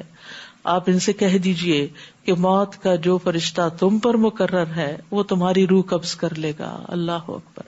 ہم سب کی موت کا بھی وقت اور جس نے جان نکالنی ہے وہ طے ہو چکا ہے، پھر تم اپنے رب کی طرف لوٹائے جاؤ گے۔ اور کاش آپ دیکھیں جب مجرم اپنے رب کے حضور سر جھکائے کھڑے ہوں گے اور کہیں گے، اے ہمارے رب، ہم نے سب کچھ دیکھ لیا اور سن لیا، لہٰذا ہمیں دوبارہ واپس بھیج دیجئے کہ ہم اچھے عمل کریں، اب ہمیں یقین آ گیا ہے۔ اب دیکھیں کہ رات سوتے وقت انسان اگر یہ سورت پڑھے اور ان معانی کو جانے تو دل پہ عجب اثر ہوتا ہے، اور اگر ہم چاہتے تو پہلے ہی ہر شخص کو ہدایت دے دیتے، لیکن میری بات پوری ہو کے رہی کہ میں جہنم کو جن اور انسانوں سب سے بھر دوں گا۔ استغفر اللہ۔ بس اب اس بات کا مزہ چکھو جو تم نے اس دن کی ملاقات کو بلا دیا تھا، اب ہم نے بھی تمہیں بلا دیا، اور جو کچھ تم کرتے رہے اس کی وجہ سے اب دائمی عذاب کا مزہ چکھو۔ ہماری آیات پر تو وہی لوگ ایمان لاتے ہیں کہ جب انہیں ان آیات سے نصیحت کی جاتی ہے تو سجدے میں گر پڑتے ہیں اور اپنے رب کی تعریف کے ساتھ تسبیح کرتے ہیں اور تکبر نہیں کرتے۔ ان کے پہلو بستروں سے الگ رہتے ہیں، وہ اپنے رب کو خوف اور امید سے پکارتے ہیں، اور جو رزق ہم نے انہیں دیا ہے اس میں سے وہ خرچ کرتے ہیں۔ یہاں خاص صفات بتائی گئی ہیں مومنوں کی کہ وہ جسمانی لذتوں اور مال پر اللہ کے قرب کو ترجیح دیتے ہیں، یعنی نیند بھی قربان کرتے ہیں، بستروں سے اٹھ کے نوافل پڑھتے ہیں، اور اسی طرح مال محنت سے کما کے پھر اسے اللہ کے راستے میں دے دیتے ہیں۔ کیونکہ نیند قربان کرنے سے، مال قربان کرنے سے اللہ کا قرب نصیب ہوتا ہے، لیکن ہم نے انہی چیزوں کو ساتھ لگایا ہوا ہے جس کے نتیجے میں وہ ایمان کی حلاوت اور لذت محسوس نہیں ہوتی. فلا تعلم نفس، کوئی شخص یہ نہیں جانتا، ما اخفی لہم من قرۃ اعین، کہ اس کی آنکھوں کی ٹھنڈک کی کیا کچھ چیزیں ان کے لیے چھپا کے رکھی گئی ہیں. رات کی عبادت چھپی ہوئی عبادت ہوتی ہے، تو اجر بھی چھپا ہوا ہے ان کا. یہ ان کاموں کا بدلہ ہوگا جو وہ کیا کرتے تھے. تو چھپا کر کیے گئے اعمال کے بدلے میں مخفی نعمتیں ان کو ملیں گی جن کو کسی نے دیکھا ہی نہیں، نہ کسی آنکھ نے دیکھا، نہ کسی دل میں ان کا خیال گزرا، بالکل یونیک. تو یاد رکھیے جو اعلیٰ درجے کی جنت ہے نا، وہ اعلیٰ درجے کے جنتیوں کے لیے ہے، اس کا کسی اور کو نہیں پتا، کوئی اور نہیں اسے دیکھے گا. موسیٰ علیہ السلام نے رب سے پوچھا جنت میں سب سے کم درجے کا جنتی کون ہوگا؟ تو اعلیٰ کا پھر آپ اندازہ لگائیں. اللہ نے فرمایا وہ آدمی ہوگا جو تمام اہل جنت کو جنت میں بھیج دیے جانے کے بعد آئے گا، سب جا چکے ہوں گے، وہ آخری ہوگا. اس سے کہا جائے گا تم بھی جنت میں داخل ہو جاؤ. وہ کہے گا میرے رب کیسے؟ لوگ اپنی اپنی منزلوں پہ قیام پذیر ہو چکے ہیں، جو لینا تھا سب لے چکے ہیں. تو اس سے کہا جائے گا کیا تم اس پر راضی ہوگے کہ تمہیں دنیا کے بادشاہوں میں سے کسی بادشاہ کے ملک کے برابر کوئی ملک مل جائے؟ وہ کہے گا رب میں راضی ہوں. اللہ فرمائے گا وہ ملک تمہارا ہوگا، پھر اتنا، پھر اتنا، پھر اتنا، پھر اتنا، 5 بار اور بھی. وہ کہے گا میرے رب میں راضی ہو گیا. اللہ تعالیٰ فرمائے گا یہ سب بھی تیرا اور اس سے 10 گنا زیادہ بھی تیرا، اور وہ سب بھی تیرا جو تیرا دل چاہے اور جو تیری آنکھوں کو بھائے.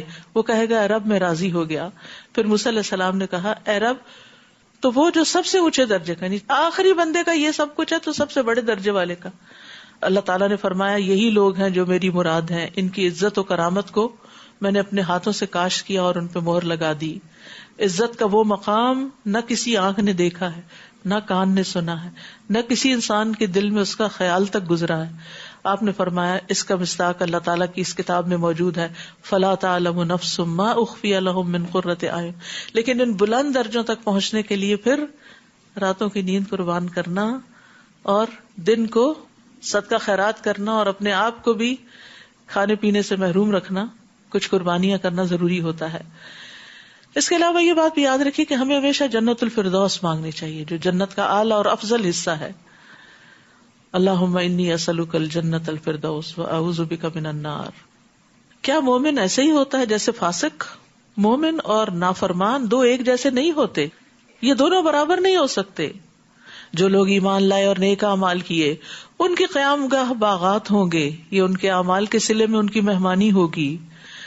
اور جو نافرمان ہیں ان کا ٹھکانہ دوزخ ہوگا، جب بھی وہ اس سے نکلنا چاہیں گے اسی میں لوٹا دیے جائیں گے اور انہیں کہا جائے گا اب اس آگ کے عذاب کا مزہ چکھو جسے تم جھٹلایا کرتے تھے، اور ہم انہیں قیامت کے بڑے عذاب سے پہلے ہلکے عذاب کا مزہ بھی ضرور چکھائیں گے، شاید کہ وہ اپنی روش سے باز آ جائیں. اس سے مراد دنیا میں ہی آنے والی تکلیفیں، کیونکہ لعلہم یرجعون، تاکہ وہ بری روش سے باز آ جائیں. تو انسان پر مصیبتیں وغیرہ کیوں آتی ہیں؟ تاکہ انسان اپنی اصلاح کر لے.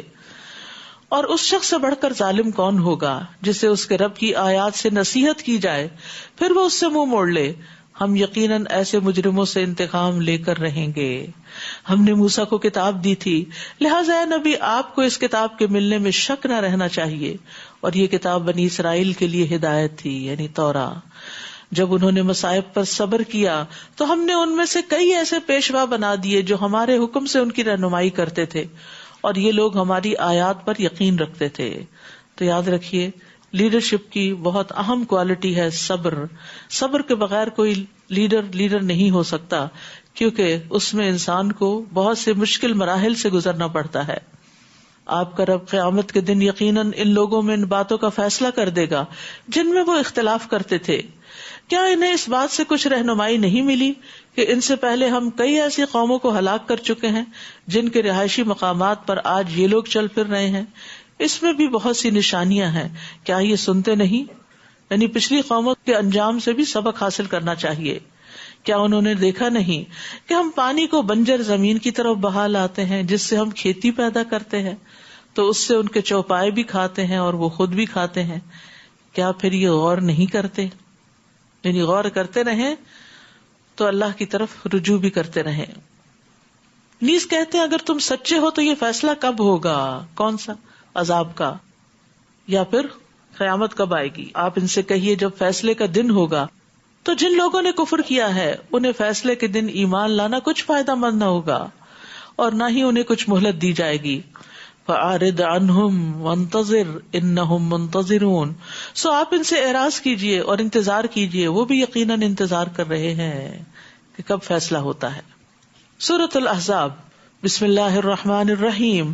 یا ایھا النبی اتق اللہ ولا تطع الکافرین والمنافقین ان اللہ کان علیما حکیما.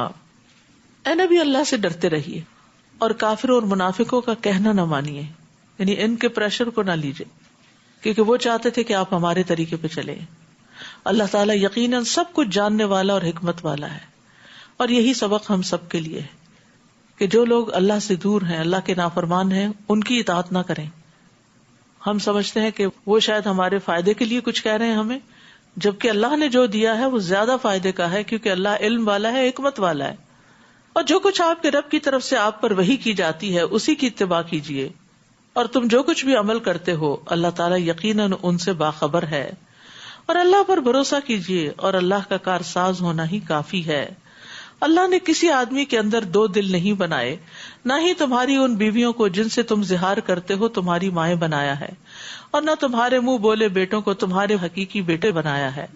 یہ تو تمہارے منہ کی باتیں ہیں، مگر اللہ حقیقی بات کہتا ہے اور وہ صحیح راہ دکھاتا ہے. ان منہ بولے بیٹوں کو ان کے باپوں کے نام سے پکارو. جب کوئی بچہ اڈاپٹ کیا جائے تو باپ کا نام نہیں بدلنا چاہیے. اللہ کے ہاں یہی انصاف کی بات ہے. اور اگر تمہیں ان کے باپوں کے نام کا علم نہ ہو تو وہ تمہارے دینی بھائی اور دوست ہیں، کوئی فرضی نام رکھ لینا چاہیے. اور کوئی بات تم بھول چوک کی بنا پہ کہہ دو تو اس میں تم پر کوئی گرفت نہیں، مگر جو دل کے ارادے سے کہو اس پر ضرور پکڑ ہوگی. اللہ یقیناً معاف کرنے والا، رحم کرنے والا ہے. تو یہاں بہت اہم مسئلہ پتہ چل رہا ہے کہ اڈاپشن کی وجہ سے ولدیت نہیں بدلنی چاہیے. نبی صلی اللہ علیہ وسلم نے فرمایا جو شخص جانتے ہوئے اپنے باپ کے سوا کسی دوسرے کی طرف اپنے آپ کو منسوب کرے تو اس پر جنت حرام ہے. بلا شبہ نبی مومنوں کے لیے ان کی اپنی ذات سے بھی مقدم ہے، اور آپ کی بیویاں مومنوں کی مائیں ہیں، امہات المومنین. اور کتاب اللہ کی روح سے مومنین اور مہاجرین کی نسبت رشتہ دار ایک دوسرے کے ترکے کے زیادہ حقدار ہیں. البتہ اگر تم دوستوں سے کوئی بھلائی کرنا چاہو تو کر سکتے ہو، کتاب اللہ میں یہی کچھ لکھا ہوا ہے. یہ جو وصیت کا خانہ رکھا گیا نا، یہ ایسے ہی لوگوں کو دینے کے لیے ہے جن کے باقاعدہ شریعت میں وراثت کے حصے نہیں مقرر کیے گئے. اور اس عہد کو یاد رکھو جو ہم نے سب نبیوں سے لیا اور آپ سے بھی، اور نوح، ابراہیم، موسیٰ اور عیسیٰ ابن مریم سے بھی. ان سب سے ہم نے پختہ عہد لیا تھا تاکہ اللہ تعالیٰ سچے لوگوں سے ان کی سچائی کے بارے میں سوال کرے، اور کافروں کے لیے ہم نے دردناک عذاب تیار کر رکھا ہے. یا ایھا الذین آمنوا اذکروا نعمت اللہ علیکم، اے ایمان والو اللہ کے اس احسان کو یاد رکھو جب کفار کے لشکر تم پر چڑھ آئے تھے. اشارہ ہے غزوہ خندق کی طرف، جس کو غزوہ احزاب بھی کہا جاتا ہے. احزاب حزب کی جمع ہے جس کا مطلب ہے لشکر. تو ہم نے آندھی اور ایسے لشکر بھیج دیے جو تمہیں نظر نہ آتے تھے، یعنی ان کے مقابلے کے لیے، کیونکہ ان کی تعداد 10,000 کے قریب تھی، اور یہ 5 ہجری میں غزوہ ہوا تھا. اور جو کچھ تم کر رہے تھے اللہ اسے خوب دیکھ رہا تھا جب وہ تمہارے اوپر سے اور نیچے سے تم پر چڑھ آئے تھے، یعنی مدینہ کو انہوں نے گھیر لیا تھا. جب آنکھیں پھر گئی تھیں اور کلیجے منہ کو آنے لگے تھے اور تم اللہ تعالیٰ کے متعلق طرح طرح کے گمان کرنے لگے، یعنی اتنا سخت وقت تھا. اس موقع پر مومنوں کی آزمائش کی گئی اور وہ بری طرح ہلا دیے گئے. استغفر اللہ. جبکہ منافق اور وہ لوگ جن کے دلوں میں بیماری تھی وہ یہ کہہ رہے تھے کہ اللہ اور اس کے رسول نے ہم سے جو وعدہ کیا تھا وہ بس دھوکے کا ہی تھا. استغفر اللہ. یہی منافقت ہوتی ہے کہ انسان جب غصے میں آئے تو پرواہ نہ کرے کہ یہ اللہ کی بات ہے، یہ اللہ کا حکم ہے، اس کو بلیٹل کر دے. جبکہ منافق اور وہ لوگ جن کے دلوں میں بیماری تھی یہ کہہ رہے تھے کہ اللہ اور اس کے رسول نے ہم سے جو وعدہ کیا تھا وہ بس ایک دھوکہ ہی تھا. نعوذ باللہ. اور جب ان کا ایک گروہ کہنے لگا یثرب والو آج تمہارے ٹھہرنے کا کوئی موقع نہیں، لہذا واپس آ جاؤ، یہ منافقین کا گروہ تھا، اور ان کا ایک گروہ نبی سے واپس جانے کی اجازت مانگ رہا تھا اور کہتا تھا کہ ہمارے گھر غیر محفوظ ہیں، حالانکہ ان کے گھر غیر محفوظ نہیں تھے، وہ تو صرف جنگ سے فرار چاہتے تھے، یعنی بہانے کر کے جنگ سے بھاگنا چاہتے تھے۔ اور اگر کفار کے لشکر اطراف مدینہ سے ان پر چڑھ آتے اور انہیں فتنے کی دعوت دیتے تو یہ منافق فوراً مان لیتے اور اس میں کچھ زیادہ دیر نہ کرتے، یعنی یہ لوگ اہل ایمان کا ساتھ دینے کی بجائے اہل کفر کا ساتھ دینے کے لیے تیار ہیں، حالانکہ اس سے پہلے وہ اللہ سے عہد کر چکے تھے کہ وہ پیٹھ نہ پھیریں گے اور اللہ سے کیے ہوئے عہد کی باز پرس تو ہو کر ہی رہے گی۔ آپ ان سے کہیے، اگر تم موت اور قتل ہونے سے بھاگتے ہو تو تمہارا بھاگنا تمہیں کچھ فائدہ نہ دے گا، اس صورت میں بھی تم تھوڑا عرصہ ہی فائدہ اٹھا سکو گے۔ حقیقت یہ کہ انسان، جیسے پہلے میں نے مثال دی تھی، وہ جو امام غزالی کی بات تھی کہ شیر اس کے پیچھے ہے اور وہ چھپ کے کنویں میں ہے، یعنی اس دنیا میں ہے، لیکن موت اس کا پیچھا کر رہی ہے، اور اگر سارے اسباب بھی امن کے میسر آ جائیں، صحت ہو، گھر ہو، بچے ہوں، اچھے ڈاکٹرز کو جانتے ہوں، سب کچھ ہو، تو بھی جب موت آتی ہے تو وہ ان سب کے بیچ میں سے اٹھا کے لے جاتی ہے، وہ نہیں چھوڑتی۔ موت سے فرار ممکن نہیں۔ اور پھر مشکل یہ ہے نا کہ موت کے بعد ایک اور دنیا ہے، اگر اس کی تیاری نہیں کی، اس کو سجایا بنایا نہیں، تو پھر وہ وقت کیسے گزرے گا؟ اور یہ نہیں پتا کہ کتنا عرصہ انسان کو اس حال میں رہنا پڑے۔ نوح علیہ السلام کے زمانے کے لوگ جو ہزاروں سال پہلے آئے تھے وہ بھی مر کے زمین میں ہیں، اور اس کے علاوہ جو ان سے پہلے تھے وہ بھی اور جو بعد میں تھے وہ بھی۔ اللہ تعالیٰ اس وحشت کو اور ان مرحلوں کو آسان کر دے، اور اس کے لیے ہمیں خاص دعائیں رو کر اللہ تعالیٰ سے کرنی چاہیے، اور تنہائی کے اوقات میں اور قبولیت کے اوقات میں، کیونکہ یہ سب سے مشکل مرحلے ہیں۔ آپ ان سے پوچھئے کہ اگر اللہ تمہیں تکلیف دینا چاہے تو کون ہے جو تمہیں اس سے بچا سکے، اور اگر اللہ تم پر مہربانی کرنا چاہے تو کون ہے جو اس سے روک سکے؟ اللہ کے مقابلے میں یہ لوگ نہ کوئی اپنا حامی پا سکتے ہیں اور نہ کوئی مددگار۔ اللہ تعالیٰ تم سے جہاد میں رکاوٹ ڈالنے والوں کو خوب جانتا ہے، اور ان کو بھی جو اپنے بھائیوں سے کہتے ہیں کہ ہمارے پاس آ جاؤ، اور جہاد میں یہ کم ہی حصہ لیتے ہیں۔ وہ تمہارا ساتھ دینے میں سخت بخیل ہیں، پھر جب جنگ کا خطرہ آ پڑتا ہے تو آپ دیکھتے ہیں کہ وہ آنکھیں پھیر پھیر کر آپ کی طرف یوں دیکھتے ہیں جیسے کسی پر موت کی غشی طاری ہو چکی ہو۔ پھر جب خطرہ دور ہو جاتا ہے تو اموال غنیمت کے انتہائی حریص بن کر تیز تیز زبانیں چلانے لگتے ہیں، اپنے کو ادھر ادھر کے کارنامے سنانے لگتے ہیں۔ یہی لوگ ہیں جو قطعاً ایمان نہیں لائے، لہٰذا اللہ ان کے اعمال برباد کر دے گا، اور یہ بات اللہ کے لیے بہت آسان ہے۔ یحسبون الاحزاب لم یذهبوا، وہ یہی سمجھ رہے ہیں کہ ابھی لشکر گئے نہیں، منافقین، اور اگر یہ لشکر چڑھ آئے تو یہ تمنا کریں گے کاش وہ دیہاتوں میں رہنے والے ہوتے اور بس تمہارے حالات ہی پوچھ لیا کرتے، اور اگر وہ تم میں موجود بھی ہوتے تو دشمن سے لڑائی میں کم ہی حصہ لیتے۔ لقد كان لكم في رسول الله اسوة حسنة لمن كان يرجو الله واليوم الآخر وذكر الله كثيرا۔ مسلمانوں، تمہارے لیے اللہ کے رسول کی ذات میں بہترین نمونہ ہے، بہترین رول ماڈل ہے تمہارے لیے، جو بھی اللہ اور یوم آخرت کی امید رکھتا ہو اور اللہ کو بکثرت یاد کرتا ہو۔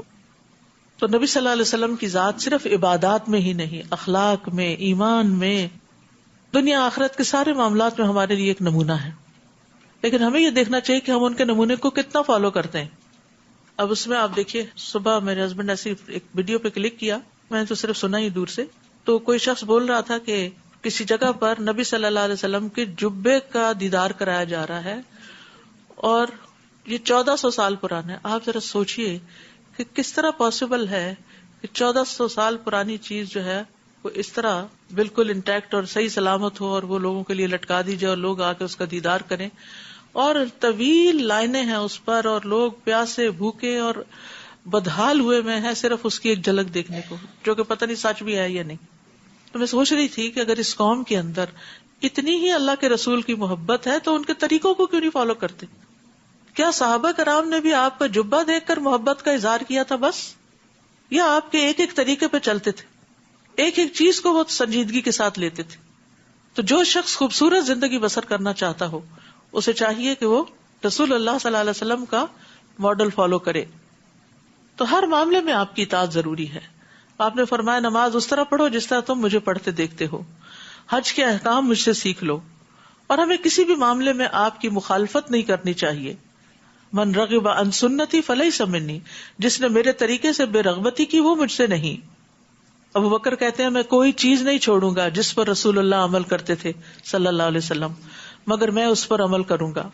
پس بے شک میں ڈرتا ہوں کہ اگر میں نے آپ کا طریقہ چھوڑ دیا تو میں سیدھے رستے سے بھٹک جاؤں گا. یاد رکھیے چھوٹی چھوٹی چیزوں میں بھی آپ کا انداز اختیار کریں. وَلَمَّا رَأَى الْمُؤْمِنُونَ الْأَحْزَابَ قَالُوا هَذَا مَا وَعَدَنَا اللَّهُ وَرَسُولُهُ وَصَدَقَ اللَّهُ وَرَسُولُهُ وَمَا زَادَهُمْ إِلَّا إِيمَانًا وَتَسْلِيمًا. اور جو مومنوں نے ان لشکروں کو دیکھا 10,000 کے قریب تھے اور سارا عرب اٹھ کے آ گیا تھا، تو لشکروں کو دیکھ کے کیا کہنے لگے؟ کتنی پازیٹو بات ہے. یہ تو وہی بات ہے جس کا اللہ اور اس کے رسول نے ہم سے وعدہ کیا تھا کہ ایسا ہوگا. اس واقعے نے ان کے ایمان اور فرما برداری کو مزید بڑھا دیا. تو ہمیں بھی غور کرنا چاہیے کہ مشکل وقت ہمارے ایمان میں اضافہ کرتے ہیں یا پہلا بھی جاتا ہے. مومنوں میں سے کچھ ایسے لوگ ہیں جنہوں نے اللہ سے جو عہد کیا تھا اسے سچا کر دکھایا. ان میں سے کوئی تو اپنی ذمہ داری پوری کر چکا اور کوئی موقع کا انتظار کر رہا ہے، اور انہوں نے اپنے عہد میں کوئی تبدیلی نہیں کی. یہ سب کچھ اس لیے ہے تاکہ اللہ سچے لوگوں کو ان کے سچ کی جزا دے، اور منافقوں کو اگر چاہے تو عذاب دے یا پھر ان کی توبہ قبول کر لے. اللہ یقیناً معاف کر دینے والا اور رحم کرنے والا ہے. تو یاد رکھیے انسان اگر توبہ کرتا ہے تو پھر اسے توبہ کی قبولیت کی امید بھی رکھنی چاہیے. اور کیا امید رکھنی چاہیے؟ کہ اگر ہم اللہ سے توبہ کریں گے تو اللہ تعالیٰ توبہ قبول کرے گا. کیونکہ بہت سے لوگ جب وہ گناہوں کے بوجھ میں دب جاتے ہیں نا تو وہ یہ چیز بھول جاتے ہیں. وہ کہتے ہیں ہماری نہیں سنتا، ہمیں نہیں بخشے گا. نہیں، نہ اپنے بارے میں نہ کسی کے بارے میں ایسا منفی جملہ نکالے، قطعاً نہ یہ کہیں. کیونکہ یہ جو بخشش والا معاملہ ہے نا یہ سراسر اس کے اپنے ہاتھ میں ہے. مالک یوم الدین ہے وہ. اور کفار کے لشکروں کو اللہ تعالیٰ نے ان کے غصے سمیت واپس لوٹا دیا. وہ آئے تھے مسلمانوں کو ختم کرنے، لیکن خود نقصان اٹھا کے واپس گئے، اور انہوں نے کوئی بھلائی حاصل نہ کی. اور لڑائی کے لیے مومنوں کی طرف سے اللہ ہی کافی ہو گیا، وہ یقیناً بڑی قوت والا زبردست ہے.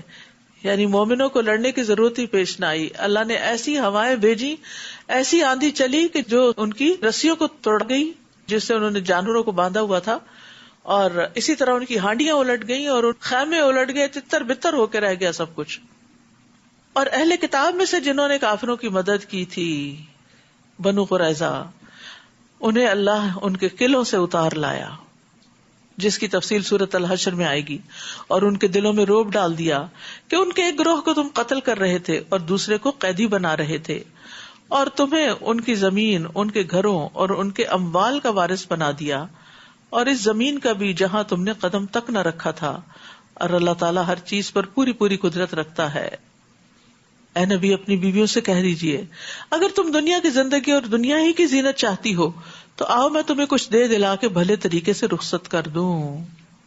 وَإِن كُنتُنَّ تُرِدْنَ اللَّهَ وَرَسُولَهُ وَالدَّارَ الْآخِرَةَ فَإِنَّ اللَّهَ أَعَدَّ لِلْمُحْسِنَاتِ مِنكُنَّ أَجْرًا عَظِيمًا. اور اگر تم اللہ، اس کا رسول اور آخرت کا گھر چاہتی ہو تو اللہ تعالیٰ نے تم میں سے نیکوکاروں کے لیے بہت بڑا اجر تیار کر رکھا ہے. تو ازواج مطہرات کی ترجیح کیا تھی؟ انہوں نے کیا چنا ہوگا؟ اللہ اور اس کا رسول. نبی صلی اللہ علیہ وسلم کی زوجہ عائشہ رضی اللہ تعالیٰ عنہ کہتی ہیں کہ رسول اللہ صلی اللہ علیہ وسلم کو جب حکم ہوا کہ وہ اپنی بیویوں کو اختیار دیں تو سب سے پہلے آپ میرے پاس تشریف لائے اور فرمایا میں تم سے ایک معاملے کے متعلق کہنے آیا ہوں. اس معاملے میں جلد بازی نہ کرنا بلکہ اپنے والدین سے مشورہ کر کے جواب دینا، کیونکہ آپ خوب جانتے تھے کہ ان کے والدین حضرت عائشہ کو نبی صلی اللہ علیہ وسلم سے الگ ہونے کا مشورہ کبھی نہیں دیں گے. چنانچہ آپ نے فرمایا اللہ عز و جل کا فرمان ہے یا ایھا النبی قل لازواجک ان کنتن تردن الحیات الدنیا وزینتها الی اجرا عظیما تک. میں نے کہا میں اس معاملے میں اپنے والدین سے کیا مشورہ کروں گی، میں تو اللہ اور اس کے رسول اور آخرت کے گھر کو چاہتی ہوں. حضرت عائشہ کہتی ہیں کہ پھر نبی صلی اللہ علیہ وسلم کی دوسری بیویوں نے بھی یہی جواب دیا جو میں نے دیا تھا. جو آخرت چاہتے ہیں نا وہ سوچ سمجھ کے چاہتے ہیں، وہی صرف جذباتی کوئی لیکچر سن کے تو آخرت کے چاہت والے نہیں بن جاتے، بلکہ وہ ان کی زندگی کا ایک مستقل حصہ بن جاتی ہے کہ ہمیں ہر کام اپنی آخرت بنانے کے لیے کرنا ہے. یا نساء النبی من یأت منکن بفاحشۃ مبینہ یضاعف لها العذاب ضعفین وکان ذلک علی اللہ یسیرا. اے نبی کی بیویوں، تم میں سے جو کوئی کھلی بے حیائی کا ارتکاب کرے تو اسے دگنا عذاب دیا جائے گا. اور یہ بات اللہ کے لیے بہت آسان ہے. استغفر اللہ. اگر نبی کی بیویوں کو یہ بات کہی جا رہی ہے تو عام لوگوں کے لیے کیا بات ہو سکتی ہے. اللہ سبحانہ وتعالی ہمیں قرآن کو سمجھنے کی توفیق عطا فرمائے اور ان ساری چیزوں سے ہماری آنکھیں کھول دے تاکہ ہم عمل کرنے والے بن جائیں. وآخر دعوانا ان الحمد للہ رب العالمین. سبحانک اللہم و بحمدک، اشہد ان لا الہ الا انت، استغفرک و اتوب الیک. السلام علیکم و رحمۃ اللہ وبرکاتہ.